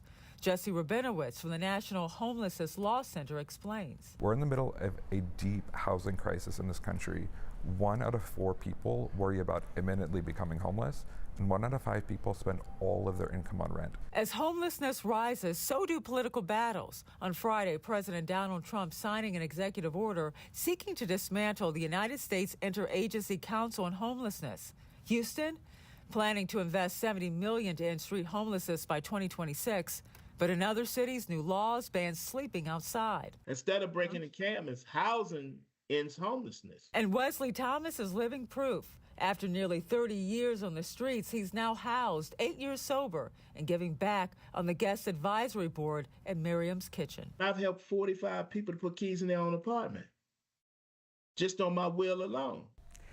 Another harsh reality, nearly 150,000 children experienced homelessness on a single night in 2024, a 33% increase over 2023. Sinclair Cares, From Homeless to Hope will spotlight this critical issue of homelessness and hopefully connect people with resources. In Washington, D.C., I'm Angela Brown. Well, scan this code right here or go to sinclaircares.com to watch powerful stories of lives transformed and learn how you can help be a part of the solution. Coming up on Fox 45 News at 6 o'clock, new national polling shows historic lows in Democrat favorability. Still ahead, the divide within the party and how leaders are navigating a path forward. And more money could have been found elsewhere, why Ravens left tackle Ronnie Stanley never entertained the idea of free agency. That's next on Sports Unlimited with Morgan. Here's tonight's primetime lineup on Fox 45. Brought to you locally by your McDonald's owner-operators.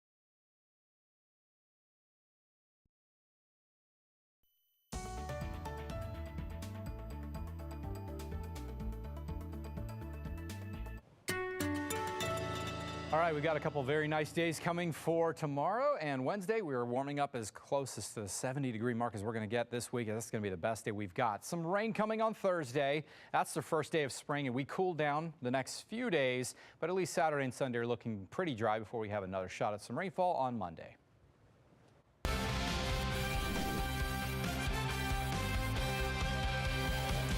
For a team this offseason that was heading into free agency with not much salary cap space, the Ravens have been more than active and productive. No move bigger than locking down the best offensive lineman heading to free agency in left tackle Ronnie Stanley. The Ravens and Stanley did not let it come to anywhere else close to it, getting a 3-year extension worth $60 million done 48 hours before the 2-day negotiation window even opened last week. With the way Stanley has played last season, really all 9 of his years when healthy, and the style of this offense and the fact that all pro left tackles do not grow on trees, this could have been the opposite. Stanley could have tested the open market, let a bidding war happen, and leave for more money. But he chose to stay for year 10 and beyond with the Ravens and gave them first dibs. I think it just goes back to the fact that they drafted me, straight out of college, took a chance on me. So, I'm always going to give them first dibs when it comes to, things like that, out of respect. So going into it, I was kind of, open to what was going to happen and, ended up working for the best. The Ravens made another free agency move by not really making a move at all. The Ravens did not trade or cut tight end Mark Andrews, so his $4 million roster bonus for 2025 just kicked in. There were whispers the Ravens might not to create salary cap space, and the fact GM Eric DeCosta was vague about Andrews' immediate future at the Combine. The nightmare for the Ravens and all NFL defenses just became a reality. The Bengals are paying receivers Jamar Chase and T. Higgins. Details tonight when Sports Unlimited continues. Morgan, thank you. Coming up on Fox 45 News at 6 o'clock tonight, Baltimore County Police revealed the name of the suspect accused in a shooting an officer last week, what we know about his background. And Governor Wes Moore addresses plans to tackle the state's fiscal crisis. The proposals, the governor says, won't move forward.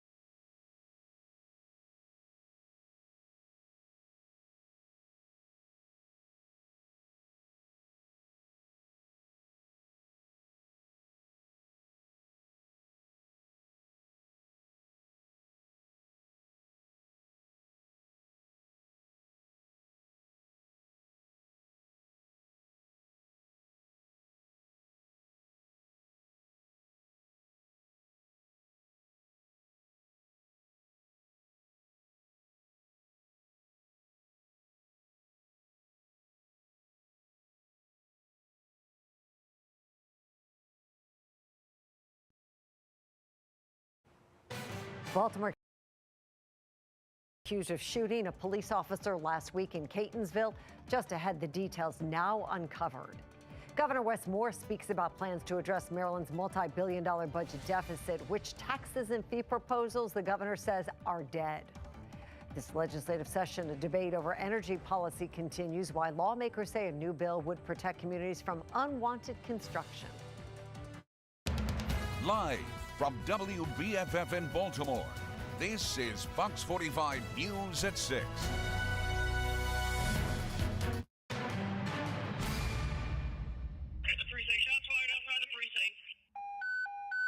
We have a signal 13 at the precinct, officer down. Baltimore County Police have released the identity of a suspect who is accused of shooting a police officer outside the Wilkins precinct last week. Good evening, everybody. Thanks for staying with us. I'm Mary Bubala. Fox 45's Alexa Ashwell joins us in studio with the latest on this suspect. Alexa. Mary, we're also learning this suspect, identified as Andrew Robert Britt, is a Baltimore City schools teacher. Just minutes ago, Baltimore County Police confirmed 27-year-old Andrew Britt is facing multiple charges, including 2 counts of attempted first-degree murder in connection to the shooting of an officer outside the Wilkins precinct last Thursday. Investigators say Britt engaged with officers both inside and outside the precinct before firing towards an officer in the parking lot. Officers then returned fire, shooting Britt. Over the weekend, the officer shot was released from shock trauma. You see that video there. Now, an online search revealed Andrew Robert Britt is a teacher at Liberty Elementary School in Baltimore City. A city school spokesperson confirmed he's been with the district for a little over 2 years and is currently on leave. The district would not provide any further information. A question that remains is Britt's motive in the shooting. We're also looking into his criminal history, which shows a previous gun conviction. More on that at 10. Alexa Ashwell, Fox 45 News. Alexa, thank you. Tristan Jackson, one of the suspects in the Brooklyn Day mass shooting, has pleaded guilty today to 4 charges. The charges include conspiracy to commit first-degree assault, use of a firearm in a crime of violence, second-degree assault, and a minor in possession of a firearm. Jackson was one of 5 teens charged in connection to the mass shooting and was facing the most serious charges with 57 criminal counts. He was wearing an ankle monitor at the time of the mass shooting. To date, no one has been charged with the murders of the 2 victims killed that day. Coming up on Fox 45 News at 10, Keith Daniels will have a full report surrounding Tristan Jackson's guilty plea today. Today is crossover day in Annapolis. Lawmakers have to pass legislation in their designated chamber to ensure it gets a hearing in the opposite chamber. The deadlines are forcing leaders to work quickly to find a solution to the state's $3 billion budget deficit. Fox 45's Mackenzie Frost has been in Annapolis all day and details the debate over the budget and what taxes and fees could be left out. On crossover day, Governor Wes Moore coming out and telling lawmakers what he's not interested in as budget negotiations continue to unfold. The governor says the current broad 2.5% business-to-business service tax is no longer on the table. He says he wants to maintain a priority of growing the private sector as well as the economy. And to do that, he says this plan is not part of the conversation moving forward. And that is why that the broad business-to-business tax will not be in the final budget. So B2B, a broad B2B tax will not happen in the state of Maryland. We've got to impact and we've got to bring down the cost of what people are seeing inside of the grocery stores and inside of the markets, and that's why things like the soda tax will not happen in the state of Maryland, and the soda tax will not be included in the final budget. But how the governor and his team will define the word broad is a question we weren't able to ask the governor because he did not take any questions during that brief little availability. And Senate Republicans were quick to respond. I think we have to find out what the definition of broad is. It doesn't sound like it's completely off the table yet. I don't think that I would go back to the business community and say, hey, everything's taken care of, don't worry about it. I think we have to continue to push and get the business community out here and saying that we can't see these types of policies that are going to hurt economic growth if the governor is going to say that that's what's important. All of this is part of budget negotiations, as I'm told. Sources within the Moore administration say that they continue to look at other areas and ways to generate revenue without this 2.5% B2B service tax. That could include expanding the list of services that would be applicable to a various sales tax. But what that list is and how much that tax would be haven't been released to the public, again, citing the negotiations are ongoing between the governor's office and legislative leaders in both the House and the Senate. However, we do expect to see some parts of the budget plan moving forward, which could happen as early as later this week. So we'll keep you updated as we get a little bit closer to the last day of session. In the State House, Mackenzie Frost, Fox 45 News. Maryland House Republicans released a statement today responding to the governor's comments on taxes and Maryland's budget. House Minority Leader Jason Buckles says he is pleased that Governor Moore has finally voiced his opinion on two significant revenue measures under consideration, but remains cautious. Buckles adds the governor chose his words very carefully and did not answer any questions. He goes on to say Maryland's businesses nor the taxpayers are entirely off the hook quite yet. Well, as budget debate continues, lawmakers are also working on legislation regarding immigration enforcement.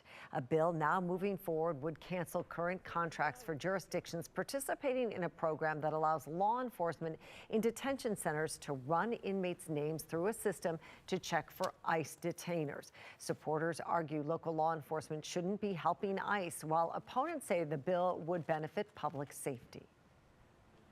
287G is not needed for ICE in order to do their job. Is it your intent with this law to interfere with an existing contract? As the bill states that those jurisdictions that are currently have these types of agreements, yes, they will have to terminate those agreements by July 1st, 2025. We should be cooperating because this is public safety. You don't want it in your county, you can still vote for this because it will allow the counties that have it to keep it. A Senate bill has passed requiring guidance from the state on how ICE agents carry out enforcement in protected spaces like schools. Now, the bill comes after President Trump rolled back Biden-era protections on sensitive locations. Well, this legislative session, the energy debate also heating up in Annapolis. In the State House today, lawmakers went back and forth if counties should be able to say yes or no to proposed transmission lines that might be running through their jurisdictions.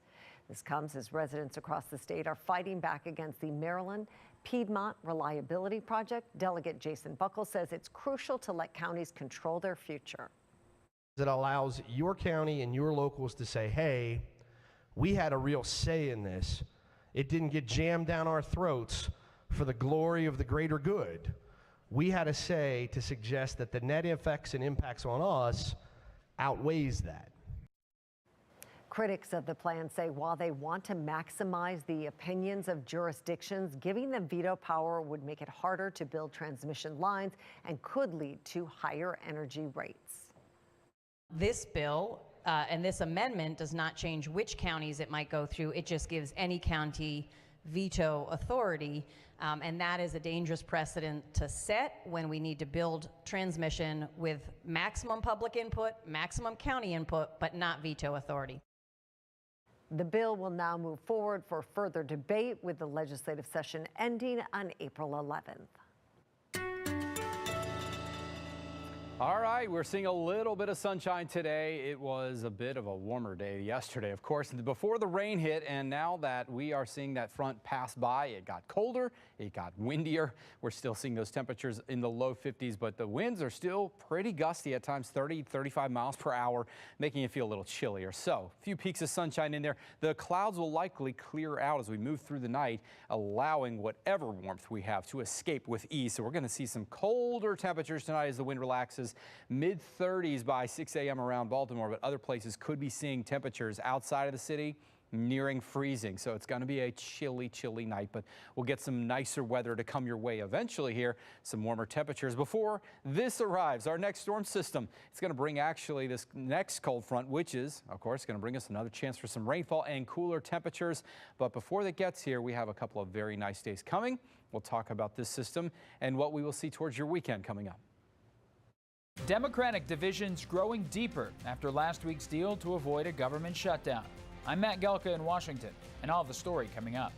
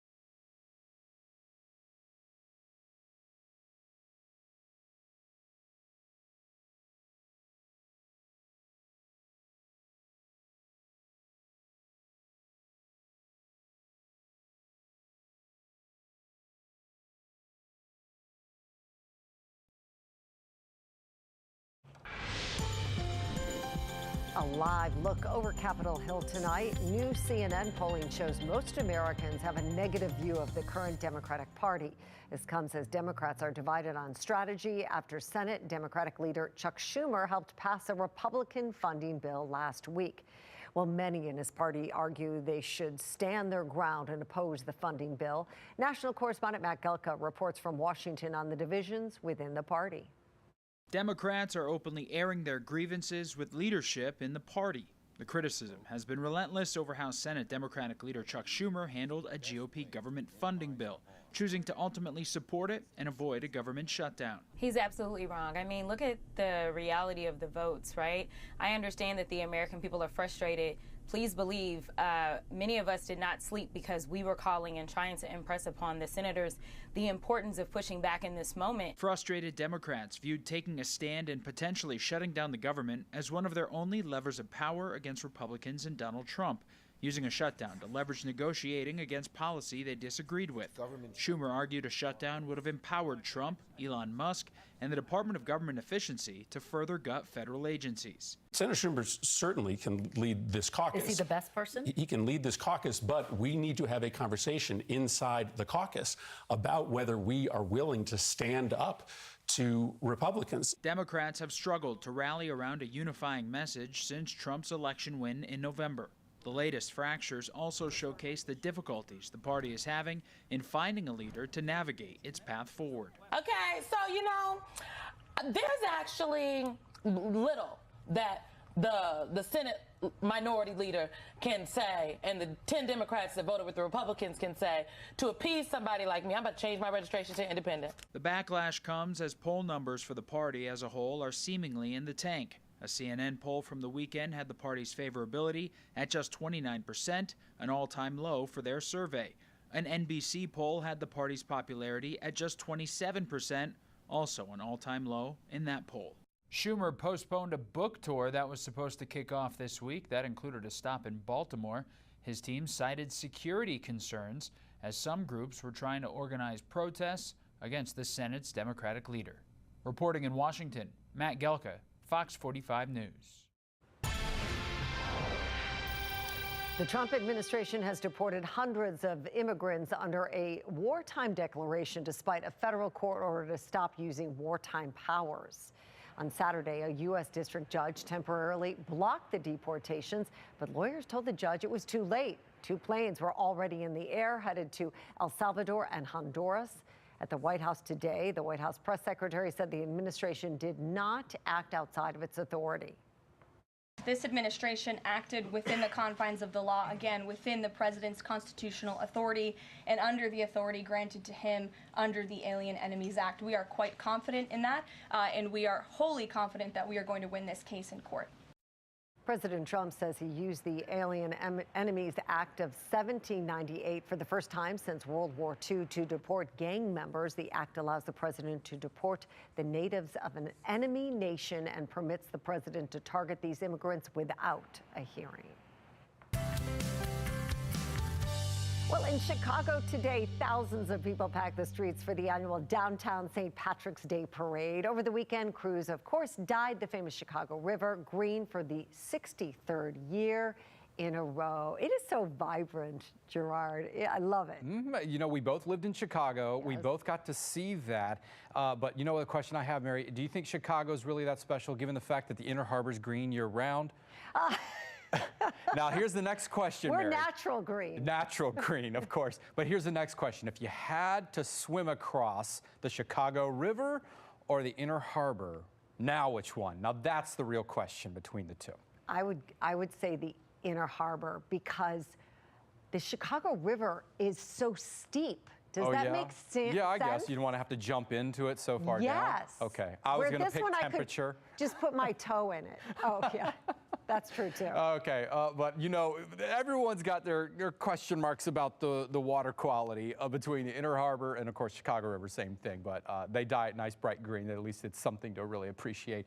But the Inner Harbor today, yeah, that water is still pretty cold. It's in the 40s.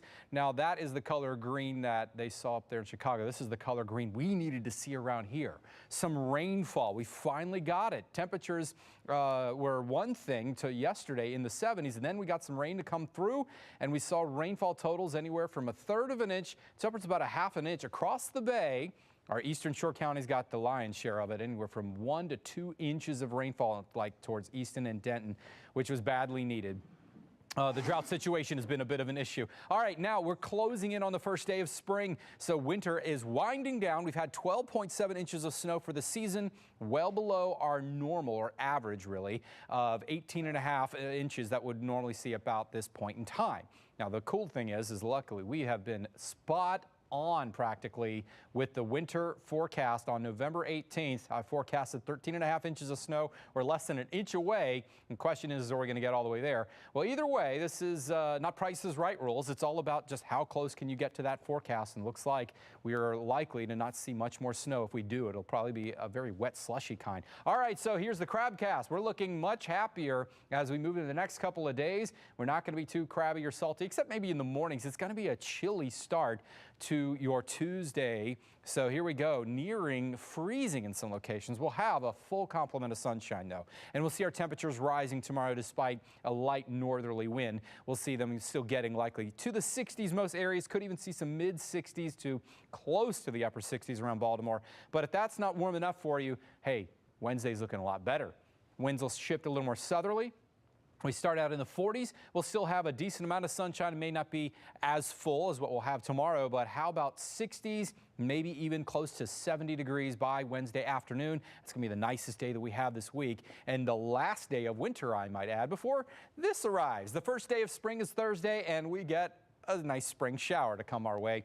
A few of them will roll through the region as we move into late Thursday afternoon and evening, and most likely it's just going to be rain. We may hear rumble of thunder, but that's about it. So we've got a couple of nice days coming before that gets here. Mid 60s, so sunny and nice tomorrow. And then on your 10-day forecast, actually you're getting a preview. We're taking a look. Wednesday's looking really nice, 70 degrees. We'll have the rest of it when we come back in just a bit. Action taken from state leaders after allegations against a Maryland-based cremation service. The legislation proposed to increase inspections and keep companies accountable.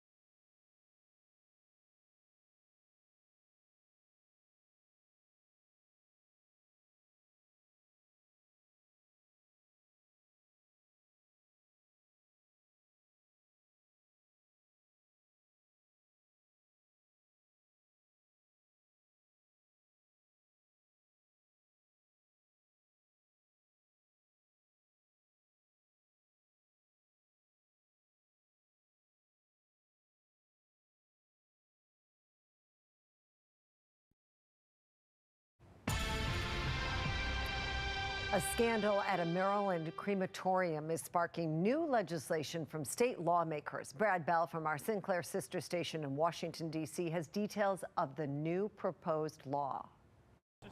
Back in January, families shared their heartache. They'd used heaven-bound cremation services in Waldorf to handle their deceased loved ones, only to find they had allegedly been deceived.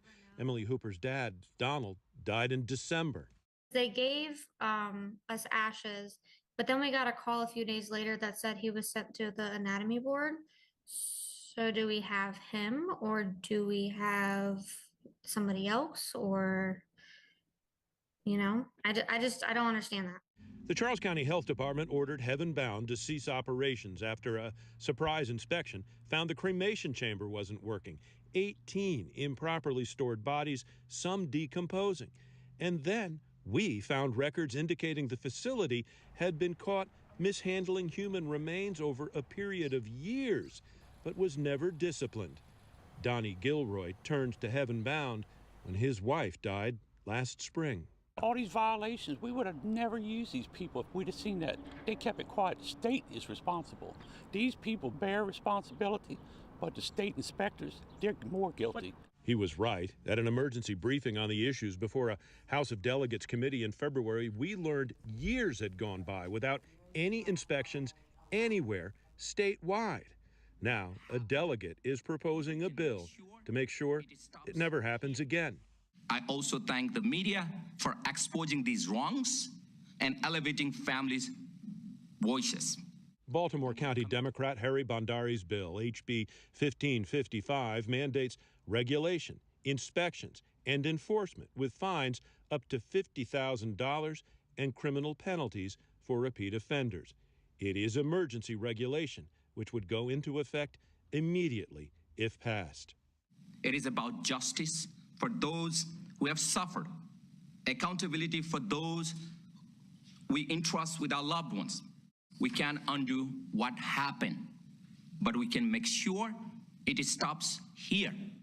Now, Maryland's death care industry has essentially been self-regulated by a board of morticians and funeral directors. Now, that arrangement will continue, but this legislation actually gives them more teeth and more funding and more oversight. In Annapolis, Brad Bell, Fox 45 News. All right, here's your 10-day forecast, everyone. It's going to at least start with some spring-like weather, even though it's the last 2 days of winter. 66 and sunny tomorrow, 70. A beautiful day still coming on Wednesday, despite just a few more clouds. Now, spring officially begins on Thursday, but look at this. It comes with rain. Okay, a few showers that may help to get those flowers to start blooming. 55 by Friday as that cooler air settles in behind that front, but at least we're looking pretty dry on Saturday and Sunday. A few clouds, and we'll still be, above average in the low 60s. We'll get another shot at some rainfall on Monday, but it looks like next week may be a little closer to the average with some cooler temperatures in the 50s. That's all for Fox 45 News at 6. Family Feud is up next. Then join Maxine and Kai for Fox 45 News at 10. Thank you so much for watching. Have a great night. Happy St. Patrick's Day.